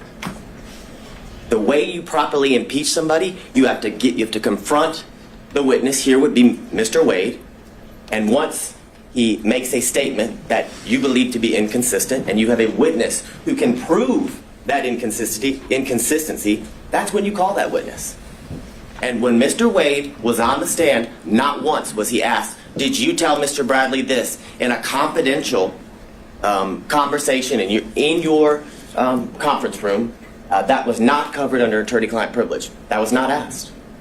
The specifics of that conversation was not asked. So any testimony that Mr. Bradley testified to is impermissible. It is improper impeachment because they did not confront Mr. Wade with it. So that's where the state would begin with the comments that Mr. Merchant made about me referencing his wife as lying. I never called Ms. Merchant a liar. I never used those words. I don't know why she made the material misrepresentations. It could be because Mr. Bradley lied to her. I don't know the reason. So, but I can submit to the court that those were material misrepresentations that were made to this court on the day a few Mondays ago as everyone was arguing the motions to quash certain subpoenas. I'd also bring to the court's attention that during that motion to quash subpoenas, certain subpoenas, Ms. Yurdy's attorney appeared, Mr. Partridge, and he made very clear on that Zoom that Ms. Yurdy had absolutely no knowledge of a romantic relationship and absolutely no knowledge of cohabitation. Those were the specific references that he made. So what I would submit to the court is those are considered adoptive admissions that his client has made based on the statements he made because of the representations she made to him.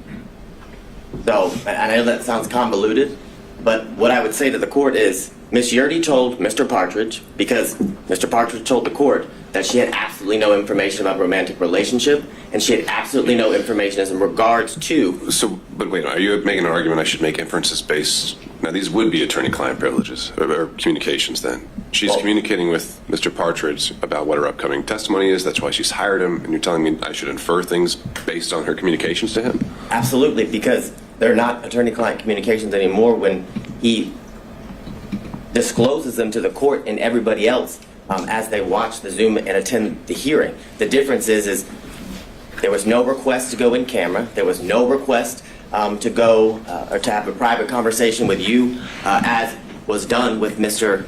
Bradley. That would have been the proper procedure. So yes, I'm asking you to infer that, 100%. I'm asking you to infer that her testimony was at best inconsistent.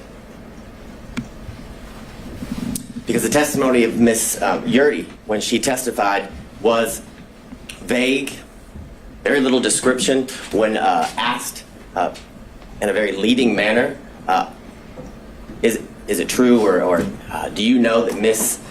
Willis and Mr. Wade were in a relationship from 2019 into the time you were fired, or excuse me, you were forced to resign from the district attorney's office in March of 2022? She said yes. And then further, when pressed by Mr. Sadow, he talks about why she believed they were in a relationship. And what was interesting from Ms. Yurdy's testimony, that they were pretty close friends up until she left the DA's office, that she asserted to the court that on a yearly basis, Ms. Willis said, I'm in a relationship with Mr. Wade in 2019. Oh, by the way, I want to tell you again in 2020, because we're in a new year, I'm still in a relationship with Mr. Wade. And again, in 2021, the assertion is Ms. Willis then went back to Ms. Yurdy and confirmed, hey, I just want to reconfirm me and Mr. Wade are still in a relationship. It's absurd. It's absolutely absurd. More importantly, when Mr. Sadow asked her about why she believed that they were in a romantic relationship based on her own observations, she said something. He actually asked her, did you see him kissing or hugging? She said yes, but there was no description or qualification about when it occurred, what she actually saw, was it a kiss on the cheek, things of that nature. So I would ask you to frame her testimony from that standpoint when you're addressing her credibility, as the court is going to do with each and every witness that you heard during the testimony of all the witnesses during the hearing. I'm going to see if my screen will share.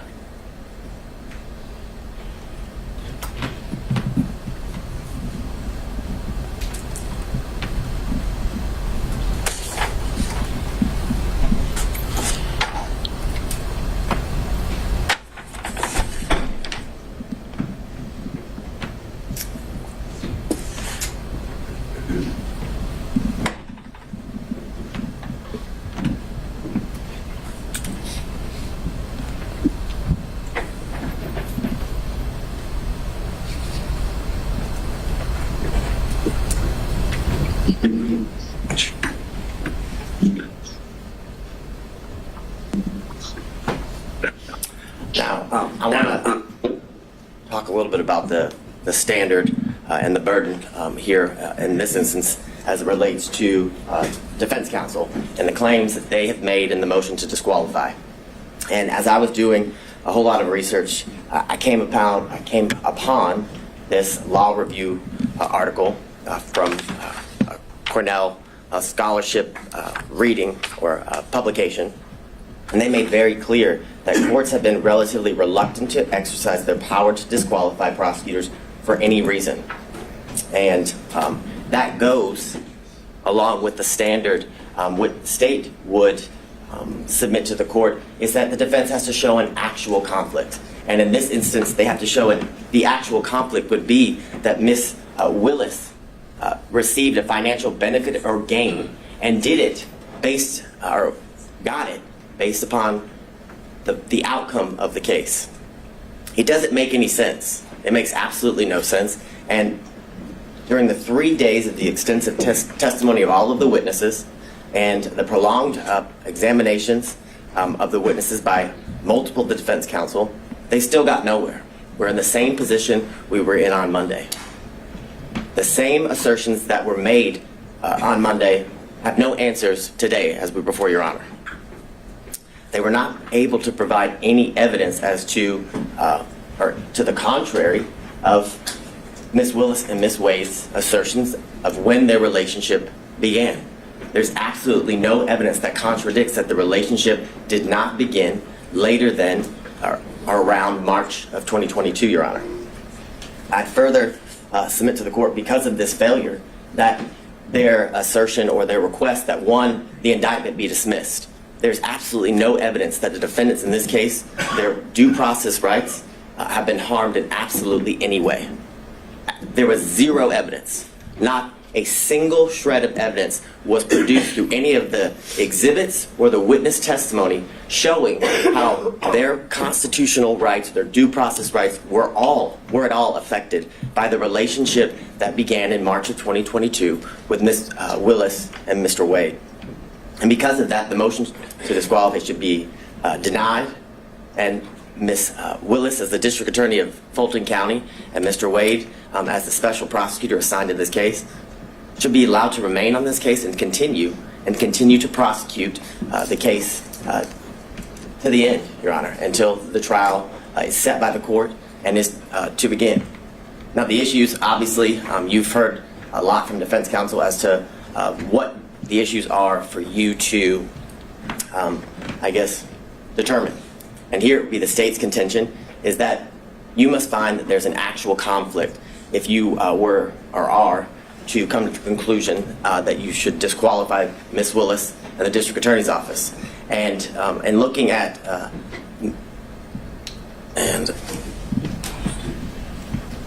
what I think you're talking about, is this Ventura? It's McGlynn v. State, McGlynn v. State, 342 Georgia Appeal 170.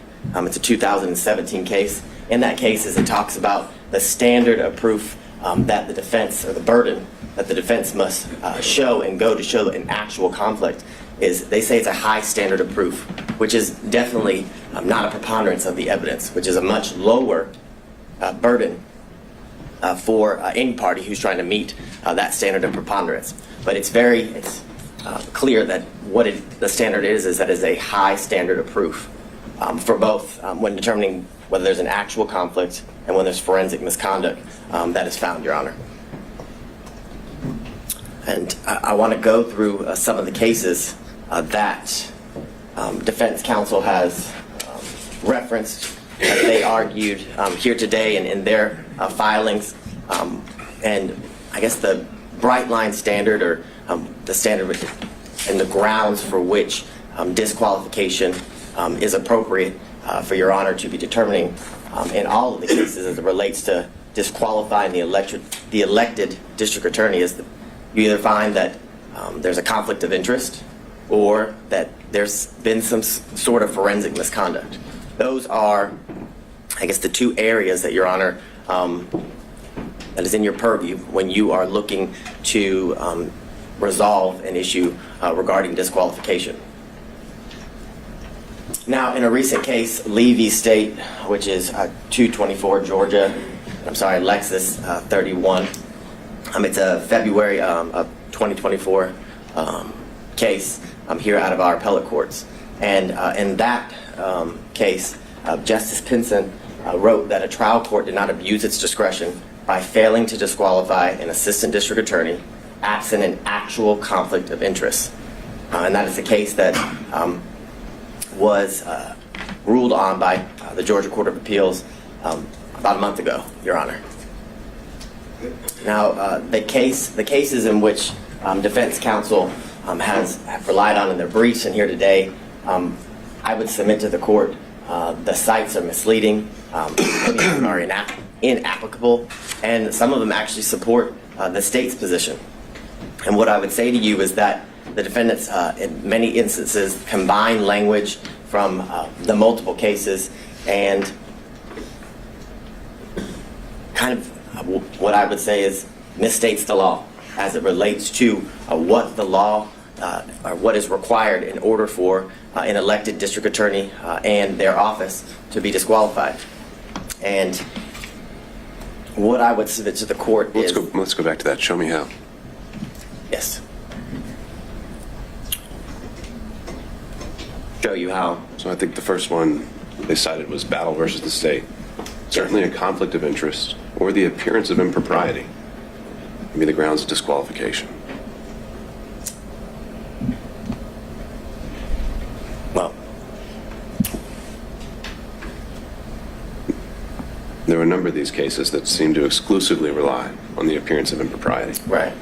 So they acknowledge that there's some ambiguity here, that sometimes Whitworth gets cited to Ventura, and we've got this quote that comes up where it's just they only cite to an actual conflict that must be involved. They acknowledge the ambiguity. You're saying there's no ambiguity whatsoever. I am saying that, and why I am saying that, why I would submit it to the court, is in all of those cases, they do reference the appearance of an impropriety, but they reference that because they also find there's an actual conflict in each one of those cases. So your position would be, your review of the case law, there's never been an appellate opinion that relied only on an appearance of impropriety? As it relates to a prosecutor or district attorney, yes. That is what I'm saying. What I would say is in those cases, they do reference the fact that there is an appearance of impropriety, but they reference that fact because when you have an actual conflict, there's always an appearance of impropriety. And those are what those cases stand for. And I guess that is the main example of what I reference as they kind of combine the language from separate and different cases and tell you that the standard is an appearance of impropriety. And I would submit to the court that is not the standard. And in my first reading, like Your Honor, I did notice that the cases each reference the appearance of impropriety, but also that appearance arose from the fact that the court found an actual conflict in each one of those cases.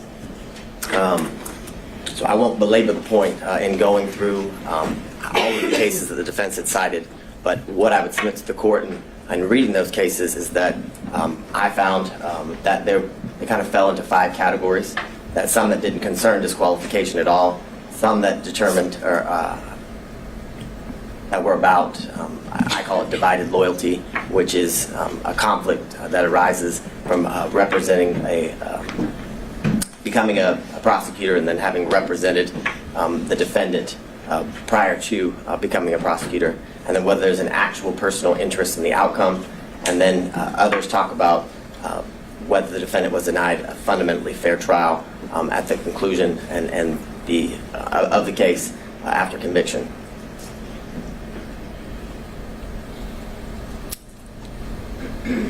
And these are some of the cases that defense counsel had cited within their brief that had absolutely no application to the issue that we're here before Your Honor today. The first, McIver v. State, has nothing to do or has nothing related to the disqualification of anyone. I think some of these are just relating to kind of aspiring for broad language about standards to prosecutors. So point taken there. But if there are more, all right, keep going.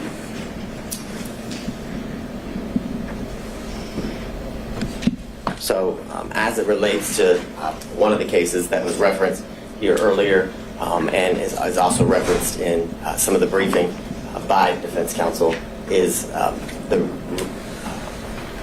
Regency v. State, which is 287 Georgia 542, and all of the cases that fall under this, what I would call category, is about a attorney who formerly prosecuted a defendant in I guess the same type of case or the same case or similar charges, and that would be why the courts found that disqualification would be necessary, because of the relationship that existed between the former client and the now person who's being prosecuted, Your Honor.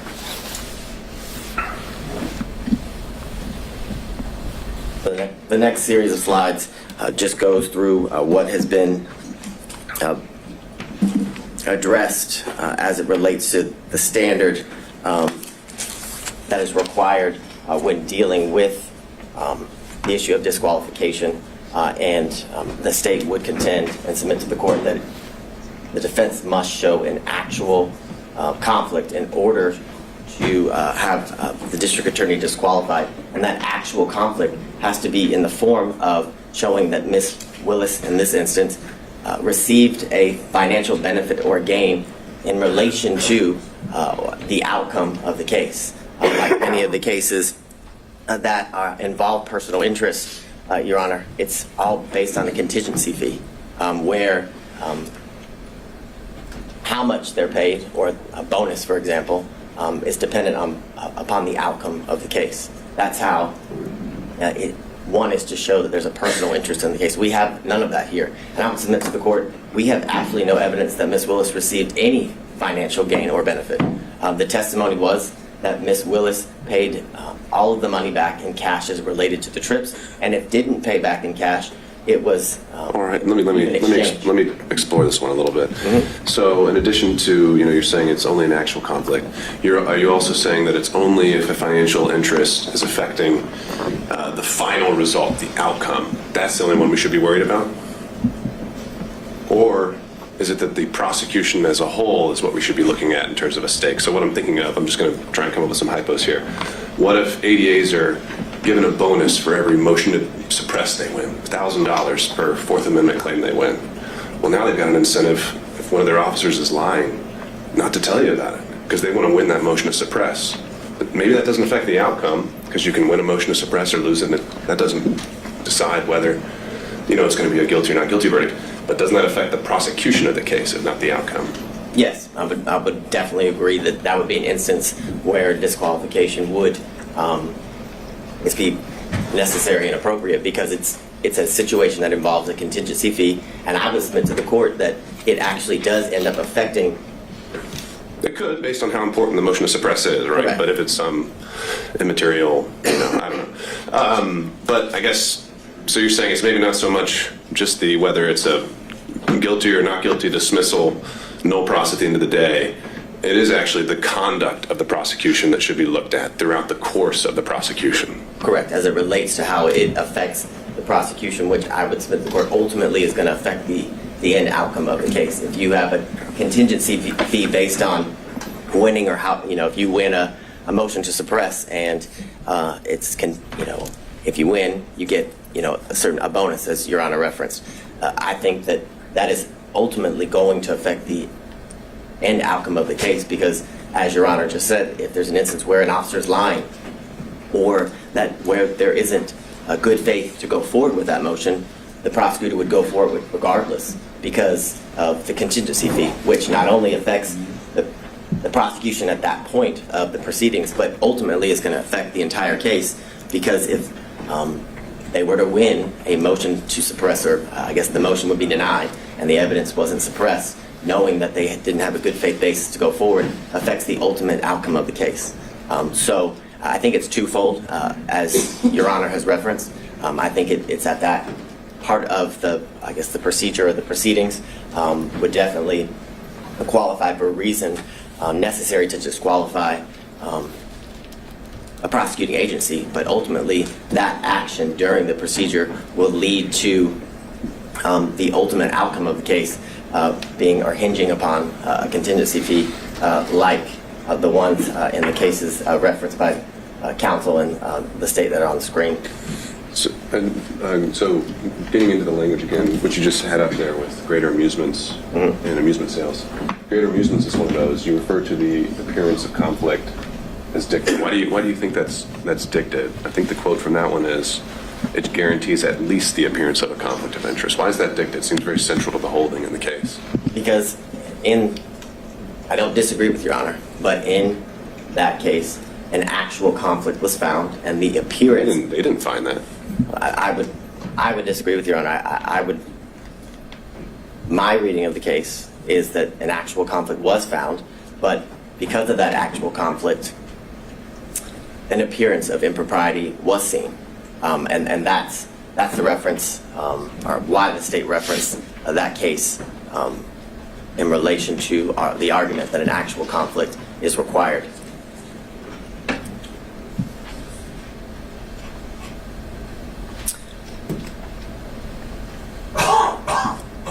In the series of cases, Young, that was referenced by defense counsel, as well as Nichols v. State, are both instances where there's a personal interest in the case due to the situation and where at one point they were opposing parties. And of course there's a personal interest or stake as it relates to prosecuting an opposing party in a civil claim, which are what both of those cases reference, which shows that there's an actual conflict of interest that relates to the personal gain of the specific prosecuting agency. And what do you make of Nichols' reference to, it's an older case. Sometimes the language can be what we're not accustomed to seeing, but there's, they refer to the metaphor of Caesar's wife, and generally when that's used as a ethical standard, that's something that goes beyond just an actual conflict, right? Isn't the beyond reproach getting more into appearance world? Is it getting beyond? No, isn't getting into the appearance aspect of things when we're talking about Caesar's wife. But I think it goes beyond that based on the language of the holding in that case, where it literally says that the individual had a personal interest in obtaining a fee by forcing a settlement in the civil case and using the criminal case as leverage. So that's not an appearance of impropriety. That is an actual conflict of interest in which arises because of the individual's personal stake in the end outcome of the case, Your Honor. So that's how I would differentiate, I guess, the representations of defense counsel as it relates to the standard or the burden that must be shown, and why the state would submit to the court, and the most recent ruling out of the Georgia appellate courts that an actual conflict is required to be shown. So I'm going to skip through these series of slides. You've heard all about Whitworth.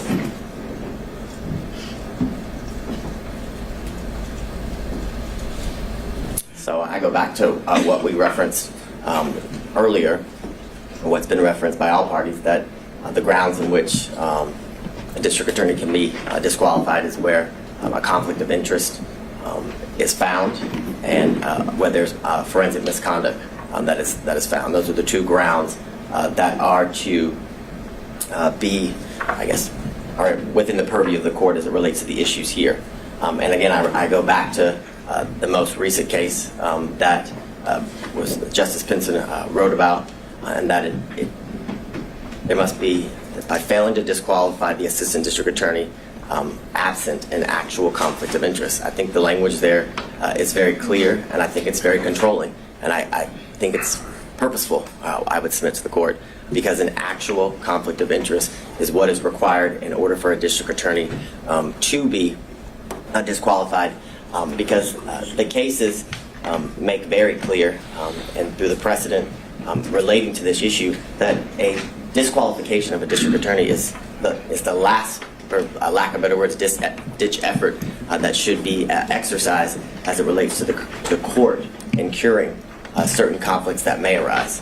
I think the case law is very clear that every effort is supposed to be made instead of, or I guess in lieu of, disqualifying the district attorney unless an actual conflict of interest is what's found, Your Honor. And it can't be cured.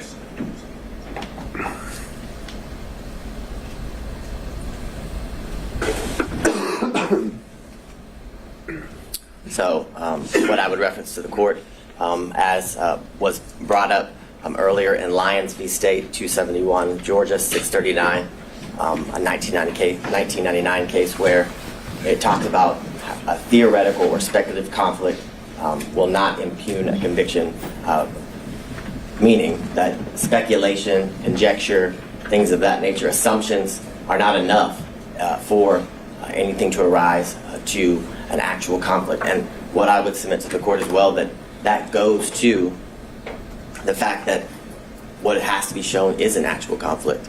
If it's speculation... Is there any qualifier there, though, that's in a post-conviction context? So we're talking about, competent evidence. We're obviously in a pretrial phase here. I've wondered how much import to give that sentence when we're in a pretrial realm. That's assessing whether to overturn a conviction, and usually that's kind of an entirely different standard where we assess as a totality. Was there a fair trial? Is there harmless error? I know there's no harmless error when it comes to disqualifications, but just a thought, if you have any reactions. Well, I think what Your Honor just said is pretty on point in the sense that if it's found that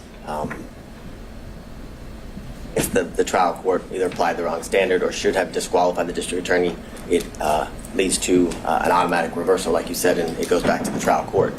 And I think that is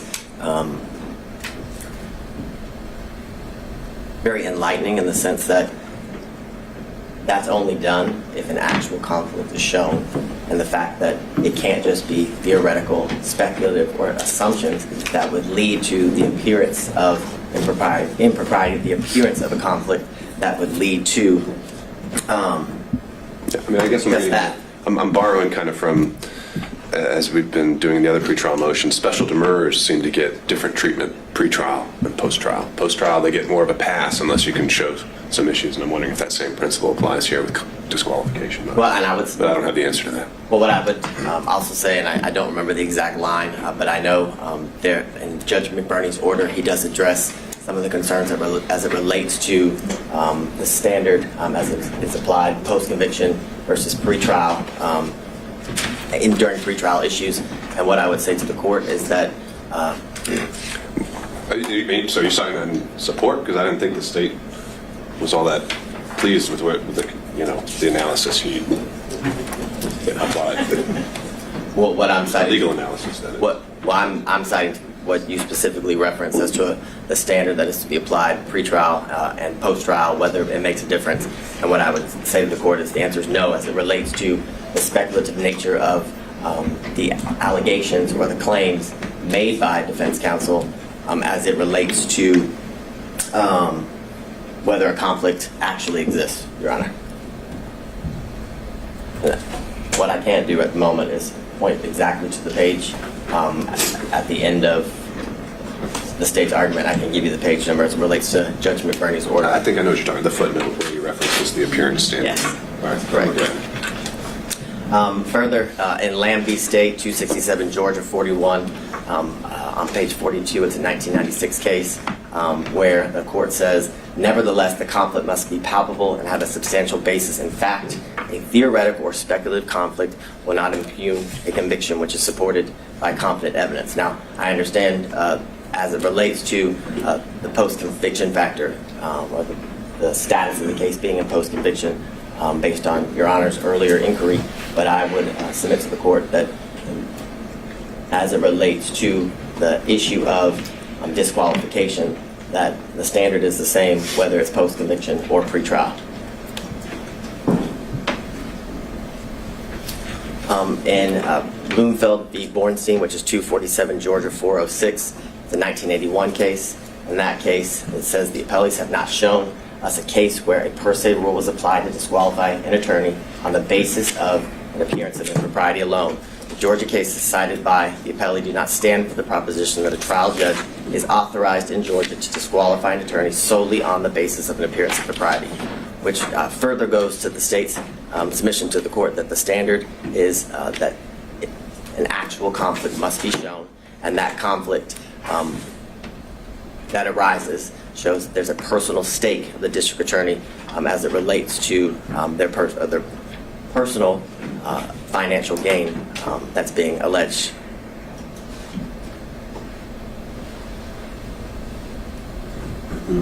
So in the case that's been referenced by all parties here today, Whitworth v. State 275 Georgia, Appeal 790, 2005 case. In that case, it says Whitworth's complaints are largely based on speculation and conjecture. Applying any evidence standard to the record, it is clear that the trial court did not abuse its discretion in denying Whitworth's motion to disqualify Morgan based upon his personal interest in his conviction. Aren't we past the speculation and conjecture aspect of this, though? I mean, the original and the core of the financial allegation is that there is a relationship and that money has changed hands. There's maybe still an open question of where the ledger stands, but I think it was conceded that that balance could run in one way or in the district attorney's favor. Is that contested? Yes. What's not contested is that a relationship did develop between... And that purchases were made back and forth. That's the state's position. That is the state's position, but they were made back and forth. The purchases were made back and forth either to equal the money that was spent by one party or the other, and if that wasn't done, cash was exchanged in order to equal the costs that were paid by either one of the parties. Right. But that's a facted issue, whether it was, split even, or whether it goes a little bit one way or another, or whether it's all the way $10,000 one way or another. That's a fact and issue as a result of the hearing, but it's no longer just the theory that money changed hand is no longer speculation or conjecture. Well, I agree that money actually changed hands is not speculation and conjecture, but whether that money that changed hands had any financial benefit or gain to the district attorney, that is all speculation and conjecture. I would submit to the court. Absolutely all speculation and conjecture to harass and honestly embarrass the district attorney based on some of the questions that were asked that had absolutely nothing to do with the proceedings that we were here. For example, the lien on her alleged house, that was highly irrelevant, had nothing to do with the proceedings and the exchange of money between the district attorney and Mr. Wade. And the point of that line of questioning was to, again, embarrass and harass the district attorney in a way that was very public, and in a way that was to impugn her character as it relates to that line of questioning in front of the court, in front of anyone watching the proceedings as it unfolded.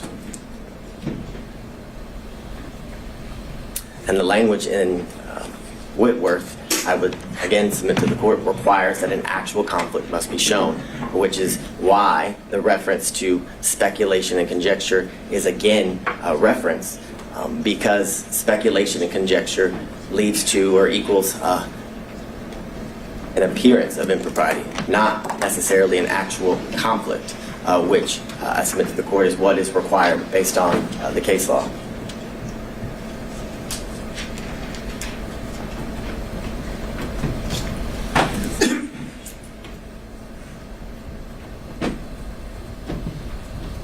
So in State v. Sutherland, which is 190 Georgia Appeal 606, it's a 1989 case, and it says, while the prosecuting officers should see that no unfair advantage is taken of the accused, yet he is not a judicial officer.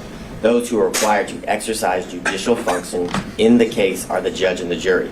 The public prosecutor is necessarily a partisan in the case. If we were compelled to proceed with the same circumspection as the judge and jury, there would be an end to the conviction of criminals, which goes to the premise that the appearance of impropriety is to apply to judges, not prosecutors. Because if that standard was to be applied in the manner in which the Sutherland case is referencing, then there would never be a criminal prosecution, because the state is always going to appear biased as it relates to getting justice for the victims or righting the wrong as it relates to the crimes in which the defendant is been indicted or accused of.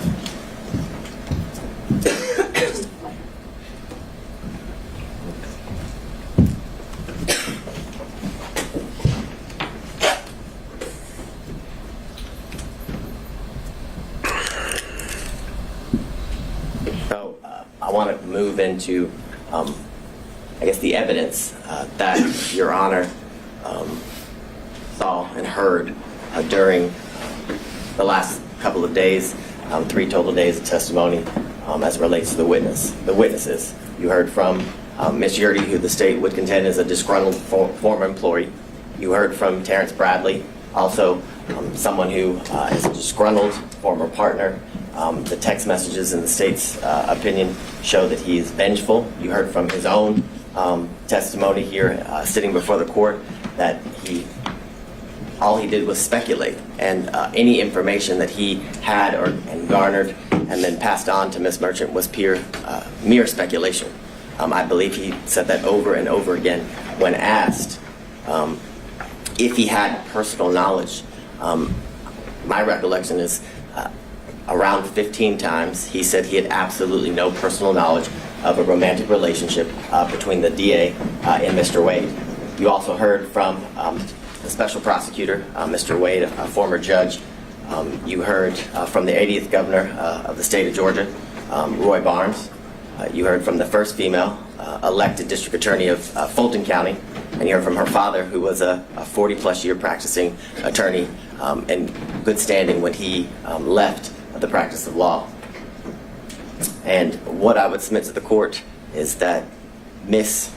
Yurdy's testimony was nothing more than inconsistent at best, based on what I referenced to the court earlier as it relates to the representations that were made by her counsel prior to.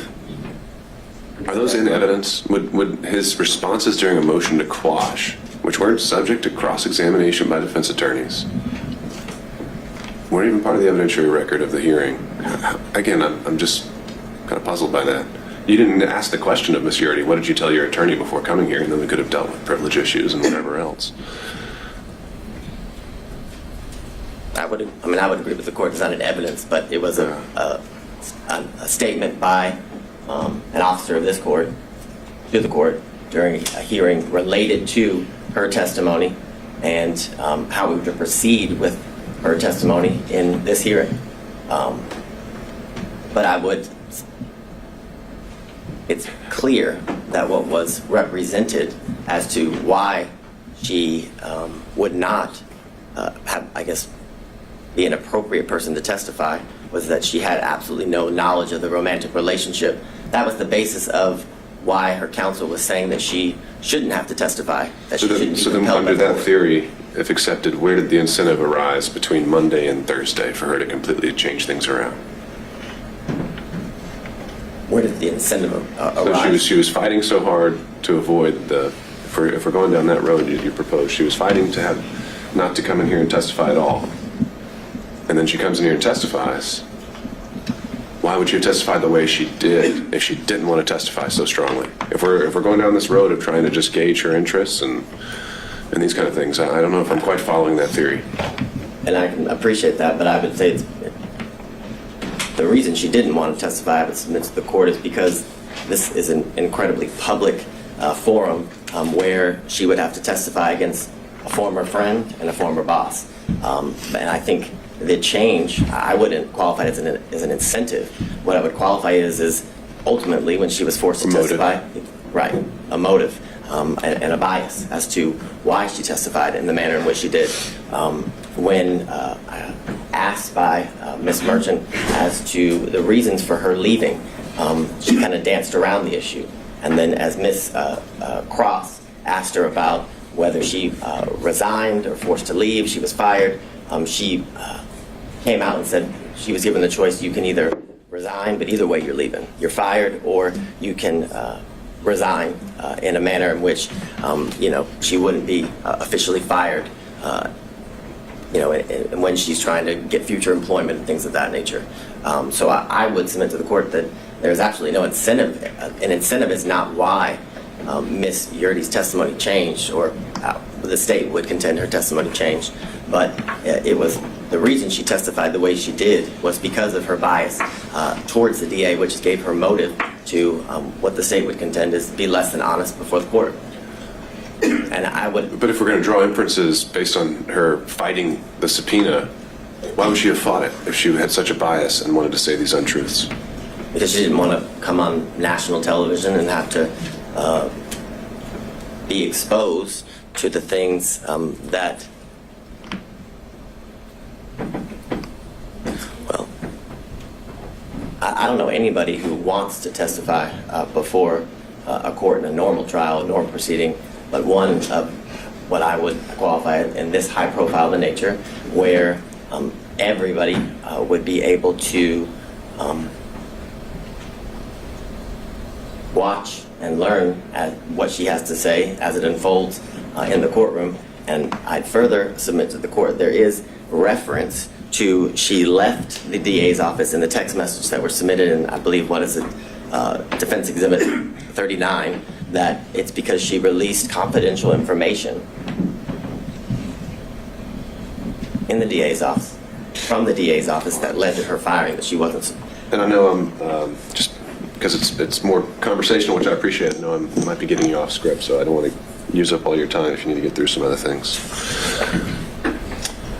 Next, Terrence Bradley, and I believe the one thing that the state and defense counsel can agree on, that he was less than honest at times during the proceeding and during his testimony. He, when pressed or asked by Mr. Sadow why he was fired, he basically chalked it up to a dispute between partners in a business. But when pressed by Ms. Cross, it was clear that that wasn't the reason. And what I would submit to the court, what has been referenced by defense counsel as baffling as to why the state would go into such a topic area. The state, as all counsel has when appearing before the court, has a duty of candor. And when Ms. Cross knew she was going to have to cross Mr. Bradley, she knew he lied. And she had a duty of candor to the court, in the state's opinion, to expose that. More importantly, it goes to his credibility and the statements that had been represented by defense counsel that he allegedly had made in the past. So it was important to bring that to the court's attention, because when a witness is testifying, the court is assessing their credibility and determined whether to believe the veracity of the statements made by the witness or not. So that is the most important factor when determining whether somebody is telling the truth or a lie. Furthermore, he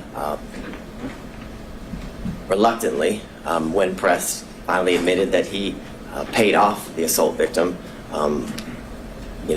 Eventually it started with an escrow account and led to he did pay off the victim in that case. He testified over a span of 3 days, and like I referenced to the court, he must have said 15 times that he had no personal first-hand knowledge as it relates to the relationship between Ms. Willis and Mr. Wade. More importantly, when pressed by counsel, he could not pinpoint a time in which he knew that the relationship occurred. There were many instances in which he described that very well could have fallen within the time frame that was testified and by both Ms. Willis and Mr. Wade as it relates to the relationship beginning or transitioning into dating in March of 2022 and into the end of the relationship in August or the summer of 2023. And as I referenced to the court, the statements that Mr. Bradley made, the state would contend are inadmissible hearsay as it relates to the statements that he was pressed and asked about what Mr. Wade told him, because Mr. Wade was never confronted with those statements. And in order for impeachment to be proper, he must be confronted with the specific statements that are alleged to have been made in order to impeach him. Again, Mr. Bradley had every motive to lie. I believe the text messages are kind of clear, are very clear as it relates to his disdain towards Mr. Wade, which due to the fact that he was expelled or exiled from a thriving law practice, and it was clear the practice, and Mr. Wade sided with the alleged sexual assault victim, which is clear he assaulted her due to the fact that he paid her off. And as I referenced earlier, Ms. Merchant represented to the court that Mr. Bradley had personal first-hand knowledge, basically of it all, of everything, and that he would be able to basically be an impeaching machine. I think Your Honor referenced him as the star witness when you were addressing the claims that were made by Ms. Cross in relations to Ms. Merchant's representations to the court. And what I would submit to the court is that all Mr. Bradley's representations as it relates to whether or when the relationship between Ms. Willis and Mr. Wade began, and whether they cohabitated, because that was a promise that was also made, that he would be able to impeach the investigators as it relates to cohabitation, was mere speculation, gossip, and innuendo. And this is, Your Honor, The impression I got, and we can correct this while we're all here together, is that Mr. Bradley directly overheard a statement from each of these individuals that they could be impeached with. Ms. Merchant, is that accurate? Directly overheard. Which ones are we talking about? Well, essentially, that kind of seemed to be all of them. You had said Allen, Bond, Young, and then the investigators, Hill, Green, and Ricks, could all be directly impeached by statements overheard by Mr. Bradley. Yes. In reference to your question, the unequivocal answer was yes. And when Your Honor is looking through the text messages, I would submit to the court that the text messages don't even say or indicate what was represented to the court in relation to the good faith basis for this motion to disqualify as it relates to the testimony of and the ability to impeach witnesses through Mr. Bradley. What's been referenced by all counsel is Mr. Bradley's assertion of absolutely as it relates to whether the relationship existed prior to Mr. Wade's hiring. And the question in itself involves speculation, because it asks, do you think it started before she hired him? And he says absolutely. He doesn't say he knows. He doesn't provide any context as to how he knows. And in these text messages and through his testimony with the court, the source of his information was unclear. What I would say to the court as to a lot of things, other than the one conversation that allegedly occurred between Mr. Wade and Mr. Bradley, and I would submit to the court that conversation never occurred. That would be the state's contention. And how do we know that? We know that because that conversation was not confronted, or Mr. Wade was not confronted with that conversation. And that is evidence circumstantially, and I'd even say direct, as to that conversation non-existing. Because based on the representation made by defense counsel, it would be clear that that would be a conversation that would have been relayed to, because it wasn't privileged, as Your Honor found, that would have been relayed to Ms. Merchant. And if that conversation happened, you better believe that would have been a conversation that defense counsel would have confronted Mr. Wade with and against. And the reason they didn't do that was because it didn't exist. Again, you heard from Mr. John C. Floyd III, the district attorney's father. As Your Honor heard, he was a well-respected member of the legal community for over 40 years. But the importance of his testimony was to provide the court with corroboration as it relates to the years leading up to the relationship that transitioned into dating between the district attorney and Mr. Wade. What he testified to is that he moved into her South Fulton home in 2019. The evidence of his moving into that home at that time was his Georgia driver's license, a government, official government document. He further testified that not only did it wasn't that just Miss Willis and himself live at the South Fulton home, but that he often would see on numerous occasions the significant other of Miss Willis that was not Mr. Wade. He referenced that that person had a nickname of Deuce, and that he kept a lot of his belongings in the garage of Miss Willis. He specifically said he kept a lot of his disc jockey equipment, is how he referred to it when before the court. He made very clear that he had never seen Mr. Wade at the South Fulton home that is owned by Miss Willis. He made clear that he lived in that home with Miss Willis and Miss Willis alone, other than her two daughters who would occasionally visit that home until after February of 2021. But what precipitated the soon move of Miss Willis to what I would reference as safe houses for her protection was a protest that occurred before her home in February of 2021.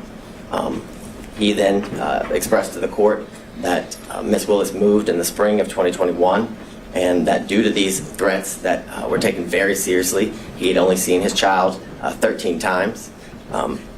He said, in reference to the questions by defense counsel that were in a, and I'm just going to be straight up with the court, they were trying to make Miss Willis a liar, what is how I would submit to the court, in the sense that she testified that she was concerned for her safety and her family's safety, which included her father and her daughters, and that Mr. Floyd remaining in that home kind of rebutted all of that, made it so it wasn't true. But he testified that he stayed in the home because it was the home that she had put her blood, sweat, and tears in and was able to buy, and that he stayed in the home because there was constant officer presence. He told the court that he bought extra security equipment. He even went as far to tell the court that he slept in different rooms on different nights because he felt his safety was in such a concern. So I would submit to the court that line of questioning was done in an attempt to discredit Miss Willis, but failed. Would be how the state would characterize it. Then he testified about the first time that he did meet Mr. Wade, which is in 2023 here at the district attorney's office, and he talked about how he kept cash in his home and why Miss Willis kept cash in his home. And what the court should take note of is the state didn't ask Mr. Floyd about the cash in his home. That came out through the cross-examination of defense counsel. So there was I guess, the implication that Mr. Floyd only did so due through his preparation with the state and his hearing and seeing news articles and clips related to the testimony that had occurred prior to him. But I would submit to the court that it's telling that that information came out through questions that were asked by defense counsel, which gives credibility to the statements that were made. And he further explained as to why he taught his daughter to keep cash in the home as it relates to financial independence and having a safety net. It was further testified that he had multiple safes and that he gave Miss Willis his first lockbox, or her first lockbox, for situations as she described when she was testifying. And what I want to make clear is during Ms. Willis's testimony, it was pressed about the cash and where she kept it, did it follow her, where she laid her head, and things of that nature, trying to further discredit the practice that she had as it relates to keeping cash in her home and why she had the ability to pay cash to Mr. Wade and other people and for other situations. And what the court should take note of is that there was no evidence that controverted that at all. Where was the evidence that controverted Ms. Willis's claim and practice of keeping cash in her home? There was none. In fact, The only evidence is it was substantiated through the testimony of her father, Mr. Floyd.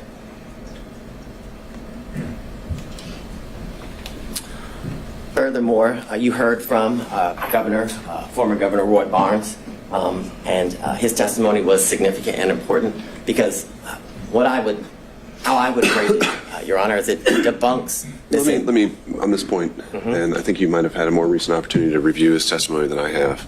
You say on the slide that she was the first choice to lead the prosecution. Was that actually his testimony, or was his testimony that he was asked to come aboard? Did he use the words that he was asked to lead?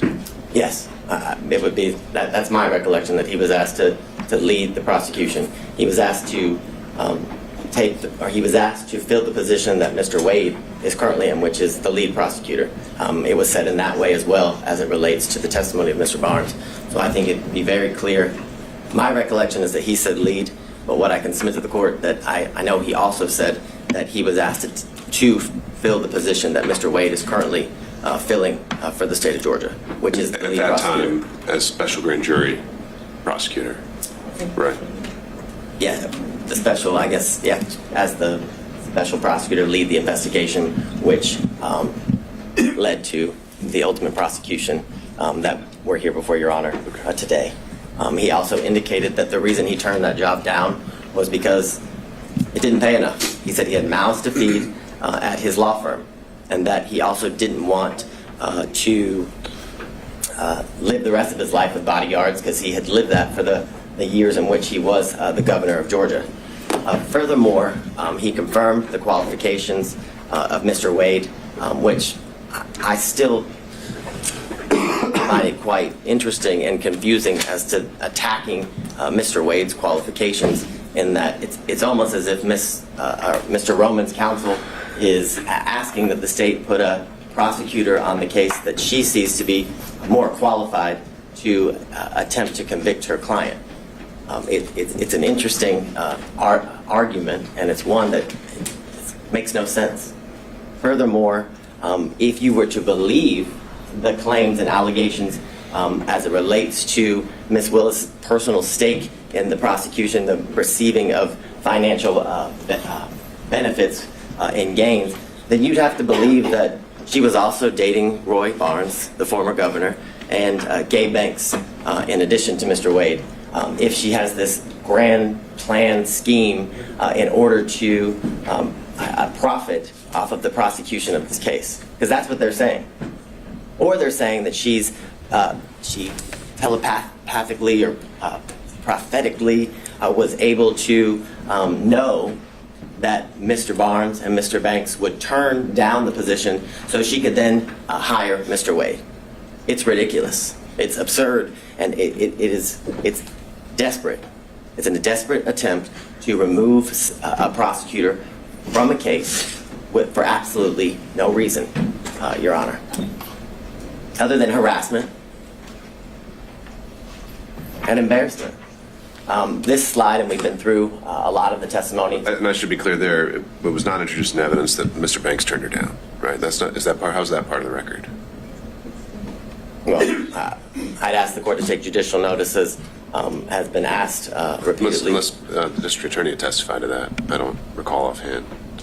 I will be frank with the court. I don't recall if Ms. Willis testified to that exact fact, but I know that Mr. Banks represented that to the court during Monday's hearing as it relates to the allegations that were made. I understand Your Honor's position as it relates to that. Just trying to make sure we know exactly what is in the evidence and is not, but regardless, I think your point is made. I think it's an evidence of the record as it relates to, I guess, the issues that led up to the actual hearing of this case. So I understand Your Honor's position, but it did come out during a proceeding that was prior to the actual hearing. This slide is just a chart showing kind of the testimony of both the district attorney, Ms. Willis, and Mr. Wade, as it relates to how they met, how or when Mr. Wade became the special prosecutor, when their relationship evolved into a romantic one, talking about the trips in which they took after their relationship evolved into one that became romantic, and when it ended.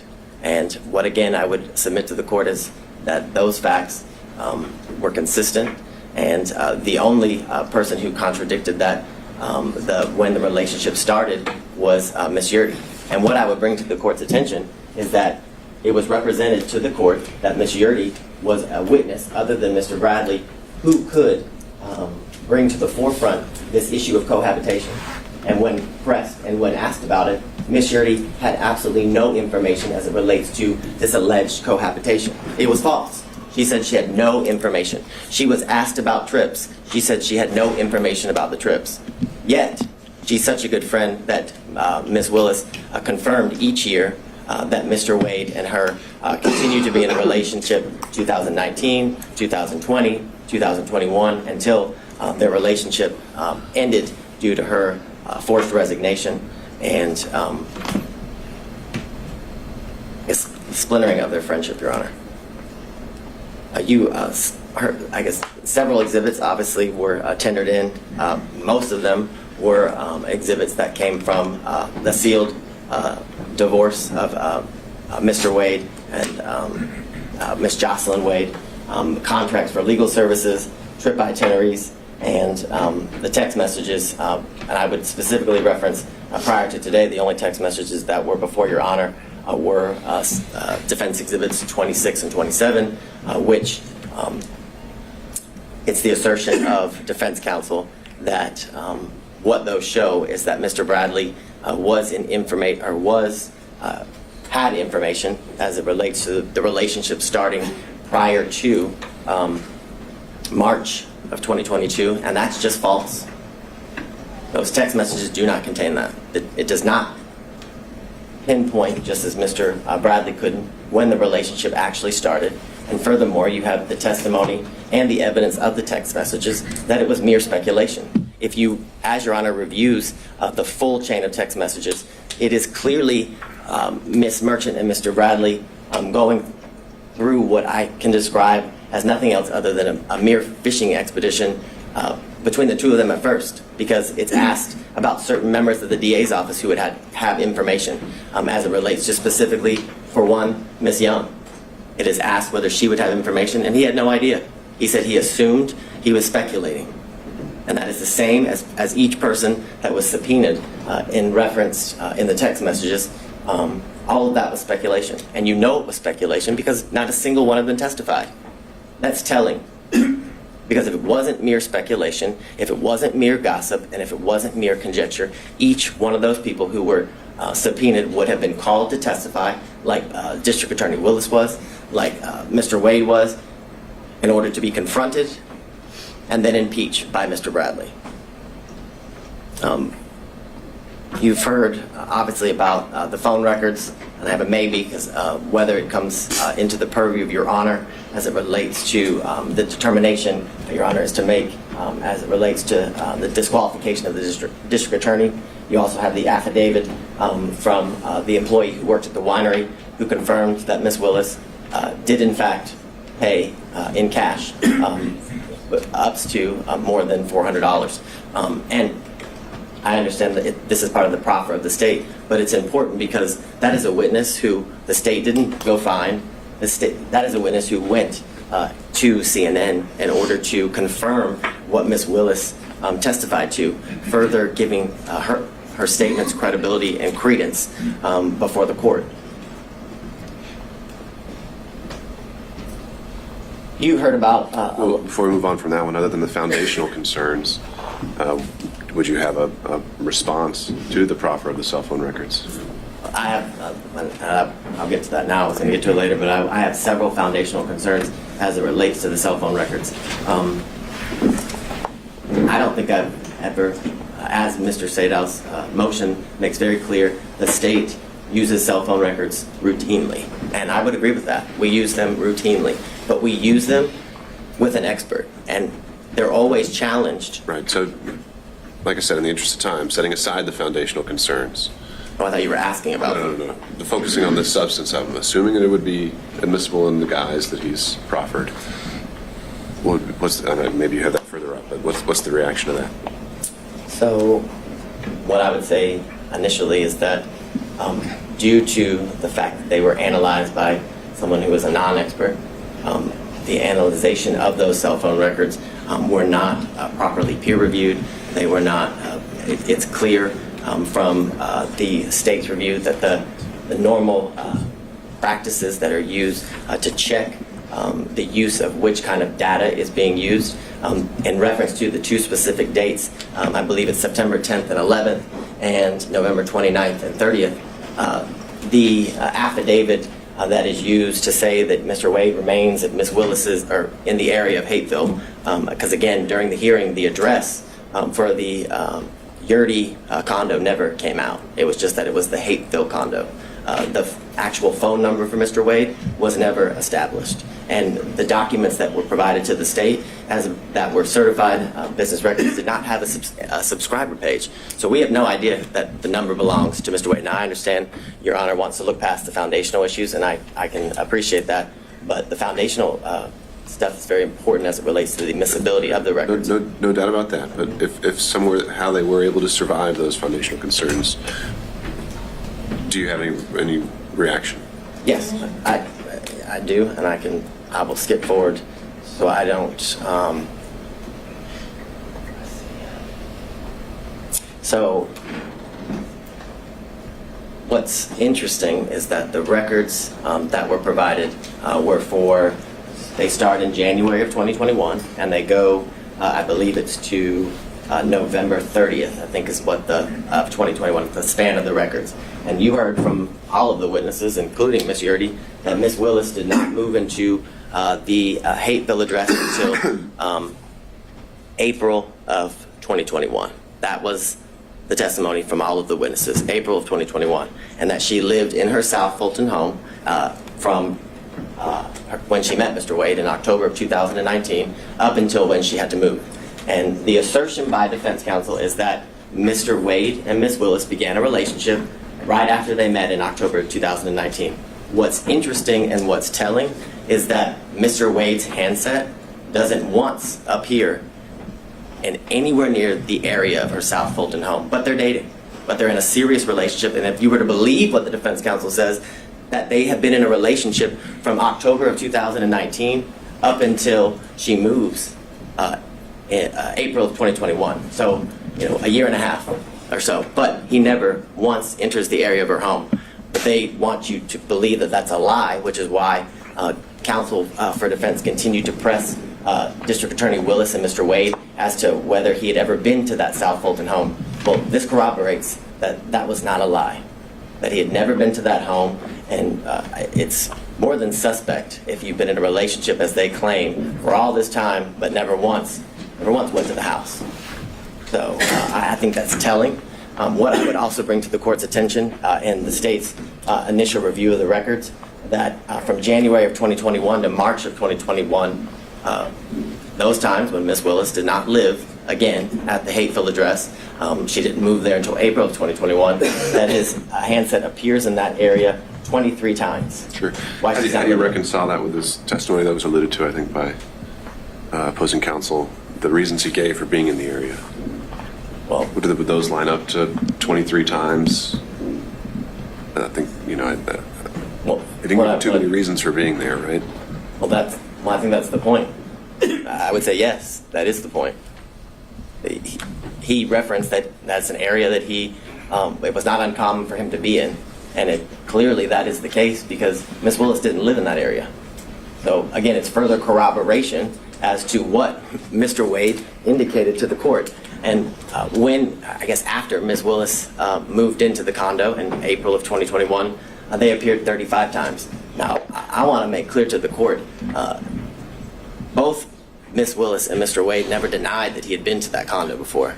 The specific testimony that was elicited by Ms. Willis and Mr. Wade was that he had never laid his head, was the direct quote, at that condo, which these records don't prove that he laid his head anywhere.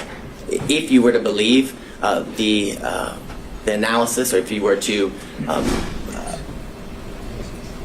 give credence to what the non-expert says as it relates to Mr. Wade's handset in September and November for the 3 to 4 hours that the phone is alleged to have remained. That doesn't disprove anything that was testified by both Mr. Wade and District Attorney Willis. It was that he visited there. The specific hours of their visits was not something that was pursued during the questioning of both of the parties. So what I would also submit to the court is that if you look at the days as it relates to in September and November, the use, the type of information that is used to make the plots for the longitude and latitude of the handset is data records. It's not voice records, it's not SMS or text messages, it's data records. And it is not uncommon for an expert to testify as it relates specifically to AT&T records that actual data record is unreliable as it relates to the location of the handset due to the type of information that it is, that it's data. It's not the voice and the SMS, which I know, Your Honor, as has been referenced, was a prosecutor not only here in this county, but for the federal government, where this kind of information is commonly used. So in the comments that were made by the court, it was clear that you understood and understand the use of cell phone records as it relates to put somebody in an area, and again, not in a specific location. I'd also bring to the court's attention, as it relates to the validity of the affidavit and the analysis done by the expert that was hired by Mr. Sadal, is that not once does it reference the fact that AT&T records commonly have duplicate and triplicate entries within the call detail records. That is something that is commonly seen, and that is something that is seen in these records. And that is something that leads to the incorrect number of times that has been alleged that Ms. Willis and Mr. Wade were in communication through text and voicemail. And I'd also submit to the court that that number doesn't prove anything again, doesn't prove that anybody's in a relationship. It proves that they were in communication with each other. And I think Your Honor can use your own life experience as it relates to people you work with or friends that you are close with, and the number of times that you make calls to any of those people. I can submit to the court that I have a friend who I've been friends with for 15 years, and she worked in the office previously with me. And based on our professional relationship and our personal relationship, the friendship that we had and still have, that we talk 30 times a day. So that doesn't mean we're in a relationship. So the assertion that the number of times that Ms. Willis and Mr. Wade have spoken to each other, whether it's through text message or phone, it has no validity as it relates to them being in a relationship. What I would submit to the court is that what was shown through all of the evidence was that there's been a true cost to Ms. Willis as it relates to her life, that she had additional expenses that she had to endure because of her position, in the sense that she told the court that she had a mortgage, but on top of that mortgage, that in a house she didn't live in anymore, she had to pay for a safe house, that her home was vandalized, and there were racial epithets and sexual bigotry that were spray painted onto her house. The concern of her safety and her life is something that was testified to, and the fact that this job has led to the isolation and separation of her from her family and friends, which was given credence, and the credibility of those statements were provided by her father, Mr. Floyd, that he had only seen his daughter 13 times since all of these instances occurred. The stateful nature of the statements and the falsehoods that, for example, in these text messages that were purposefully leaked to the media as it relates to Ms. Willis's daughter, subjecting her position in school, that she flunked out of college, which isn't true, which in fact she has graduated from an HBCU. But what's been leaked to the media is the fact that she flunked out of school and someone other than her father moved her, which again, the validity of which was never shown. And all the while, Ms. Willis, facing these costs, has been able to continue to do the work unrelated to this case, which is shown in the fact that Atlanta's murder rate and violent crime rates have decreased while she has been in office. But what was shown through the testimony of all of the witnesses and through the evidence that Your Honor heard was that there wasn't an actual conflict, that the defense failed to provide any sort of actual conflict in relation to Ms. Wade's, I guess, the relationship that transpired from the relationship between her and Mr. Wade, and that there was absolutely no evidence of a financial benefit that she gained as it relates to the prosecution of this case and the ultimate outcome of the case. The corroboration of all of that is the things that Your Honor is very much aware that she could have, I guess, financially benefited from stretching out the case, for lack of better words, by the special grand jury recommended that 39 individuals be indicted. But through her sifting through the special grand jury's report and all of the evidence with the team that indicted the case, they only went with 19 of the defendants, which had she gone with all 39, based on the defense counsel's assertions, would have given her the opportunity to certainly find these financial gains that are claimed through the allegations of defense counsel. More importantly, why would Ms. Willis repeatedly ask this court to set a trial date as soon as possible if her motive in prosecuting this case was to continue to financially gain as alleged from the prosecution of this case? It doesn't line up, it doesn't make sense, and it doesn't make sense for a reason, because it doesn't exist. More importantly, this office has multiple RICO and as well as large-scale cases like this one, and much larger. And they also there's a lot of high-profile prosecutions. If Ms. Willis's ultimate goal by hiring Mr. Wade was for her financial benefit, then she would put Mr. Wade on every single one of those cases. So she could certainly revel in the riches and lavish lifestyle that has been referred to by defense counsel, which there's been absolutely no evidence of. The evidence was she stayed at a DoubleTree in Napa, a DoubleTree. I don't know that to be a lavish hotel. Most people, when they go to Napa, if they want to lavishly experience Napa, stay at the Ritz-Carlton, the Four Seasons, things of that nature, not a DoubleTree. So the allegations and assertions that Ms. Willis was living the lifestyle of the rich and the famous is a joke, an absolute joke. As it relates to what you heard, and the secondary issue is the forensic misconduct. And for lack of better words, what has to be shown is that the statements that were made by Ms. Willis related to the prosecution of the case and ultimately the guilt or innocence of the defendants. And we have none of those statements. There's been no evidence. Nothing has been provided to Your Honor as it relates to Ms. Willis' specific statements made about any of the defendants and in relation to the guilt or innocence of any of the defendants. I forget which defense counsel referenced the fact that she said she had a 95% conviction rate.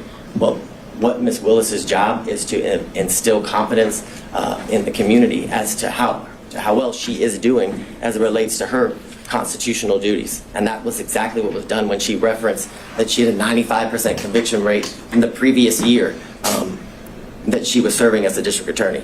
More importantly, it's been the allegations about race and religion being imputed in her speech, and those comments were directed at the defendants at this table. And if you listen to the speech, those comments are directed at two elected or political officials. I believe it was Marjorie Taylor Greene and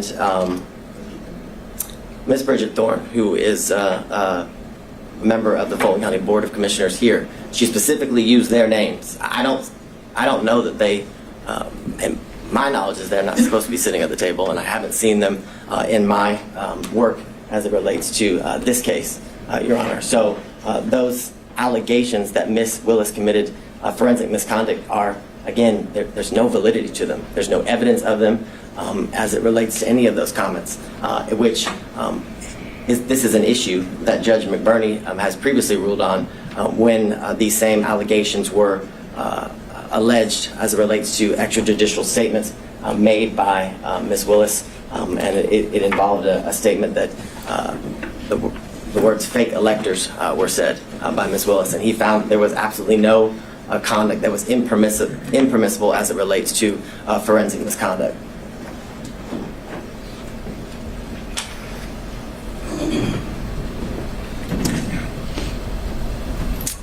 And I guess to drive home the point, at no point in any of the statements that were made and that are alleged here as it relates to the speech that she made at the church, at no point did she mention the guilt or innocence of any of the defendants.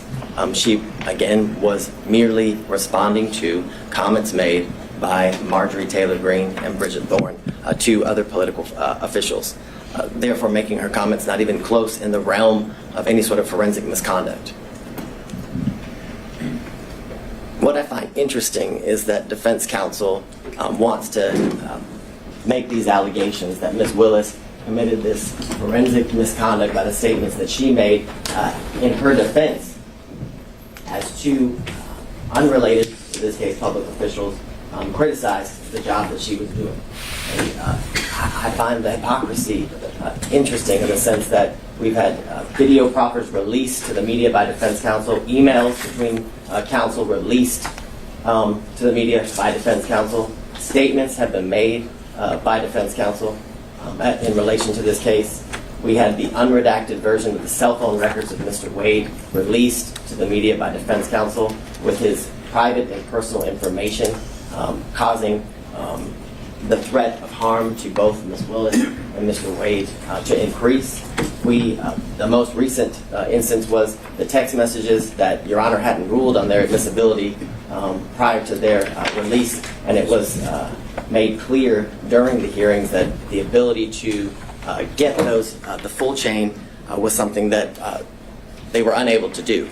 But they figured a way, and the minute they figured a way, they released it, the information to the media simultaneously with turning it over to the state and the court. For all the reasons obviously stated before Your Honor, that this motion should be denied because the legal requirements that are required in order for the district attorney to be disqualified have not been satisfied. The defendants have failed to raise any issue legally or factually to satisfy the legal standard for disqualification. They must show an actual conflict.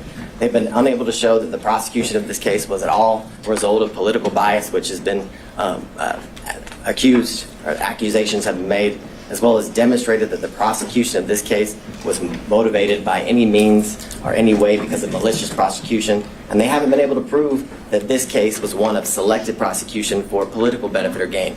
All allegations that have been made during the course of different hearings and the procedures as it relates to this case. What I would leave the court with, and how the state started the argument, is that courts have been generally unreceptive, if not hostile, to attempts to disqualify prosecutors based on pervasive and institutional conflicts, which makes clear that the burden, that the standard is very, very high that must be met in order for an elected district attorney to be disqualified. And that burden, that standard has not been met. An actual conflict has not been shown. And more importantly, in conjunction with that, there's been absolutely no evidence that the district attorney has benefited financially at all, but benefited financially in conjunction with any outcome, whether it be now or ultimately as it relates to the prosecution of this case. And because of all of those reasons, Your Honor, we would respectfully request to deny defense counsel's motion to disqualify the elected district attorney, Ms. Fani Willis. All right, thank you, Mr. Vadi. Your Honor, I think we have 5 minutes and 44 seconds. That's what it says. Mr. Cromwell. Ceding the, Oh, you, okay, handing it over. Understood. Mr. Sadow, all yours.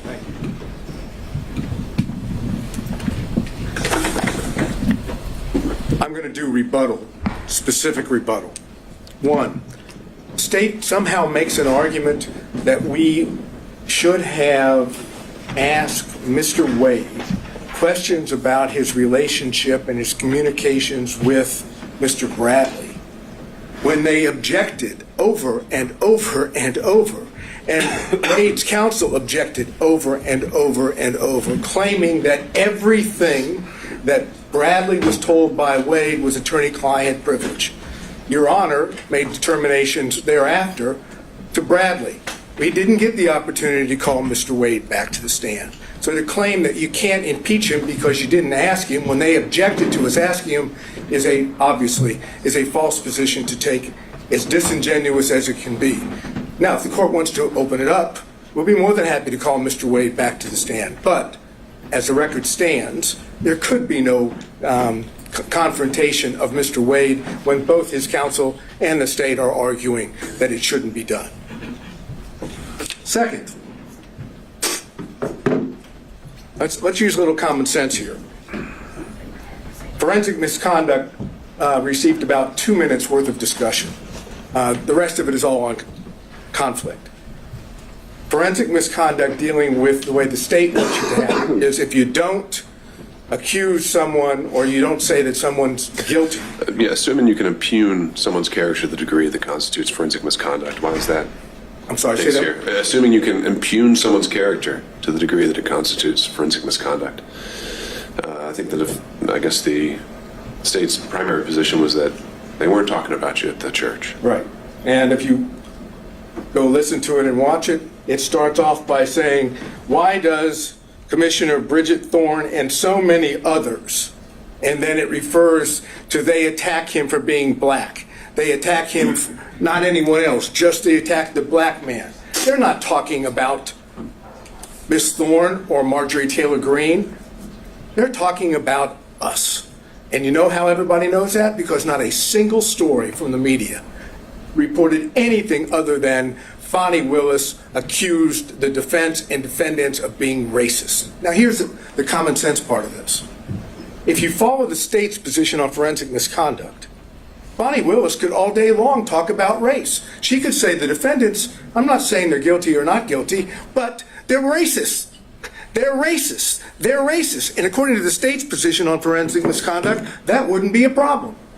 Obviously, that makes no sense whatsoever. The issue here that we've dealt with on forensic misconduct is not simply the church speech. It's why she did it, how she did it, calculated, and all the other things that we talked about with the testimony of Wade and Willis in this case. Let's go to the relationship issues and the cell phones briefly. No one knew that there was a relationship between Wade and Willis, according to Wade and Willis. Not a soul was ever told that they were dating or that there was an intimate relationship. Ever. They concealed it from all parties. From Daddy. Daddy didn't even know they had a relationship. Suggest that somehow in the beginning of 2021, January to whatever it was into April, that they couldn't have met in Hapeville. They didn't meet anywhere that would allow the public to see them. That's the reason why they were meeting at Yertes, because no one else was ever there. Remember the testimony? Who else was there besides Mr. Wade and Miss Willis? Both of them agreed. No one ever went there except them. They didn't go to where Daddy was in Miss Willis's house because Daddy was there and Daddy would know. No other prosecutors knew. No one knows except who? The one person that knew was Bradley and Yerty. Yerty was best friend at that time with Miss Willis, and Bradley was the partner of Wade. Now, the only way that Bradley can walk away from the, I have very little time, So I'll skip that. Let's go to something. Motive. That's an issue. Whose motive in this case is the strongest? Fani Willis, Nathan Wade. Because if they testify truthfully on every point, what happens if the relationship started before November 1st? They get disqualified. Who has the best motive of anyone to lie? They do. Who has the most at stake to lie? They do. Who wants to stay on this case for whatever the financial reason may be? They do. And more. Thank you, Mr. Sato. There it is. All right. Thank you, everybody. I think has been very much made clear by the argument and the made today is that there are several legal issues to sort through, several factual determinations that I have to make, and those aren't ones I can make at this moment. And so I will be taking the time to make sure that I give this case the full consideration it's due. I hope to have an answer for everyone within the next 2 weeks. Until that point, if there are any other issues that come up, counsel can reach out, and we'll have an order posted on the docket. Thank you all. We're off the record.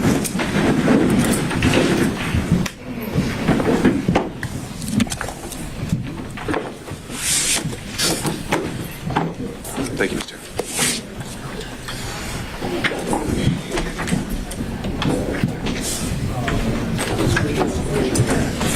Good sweat.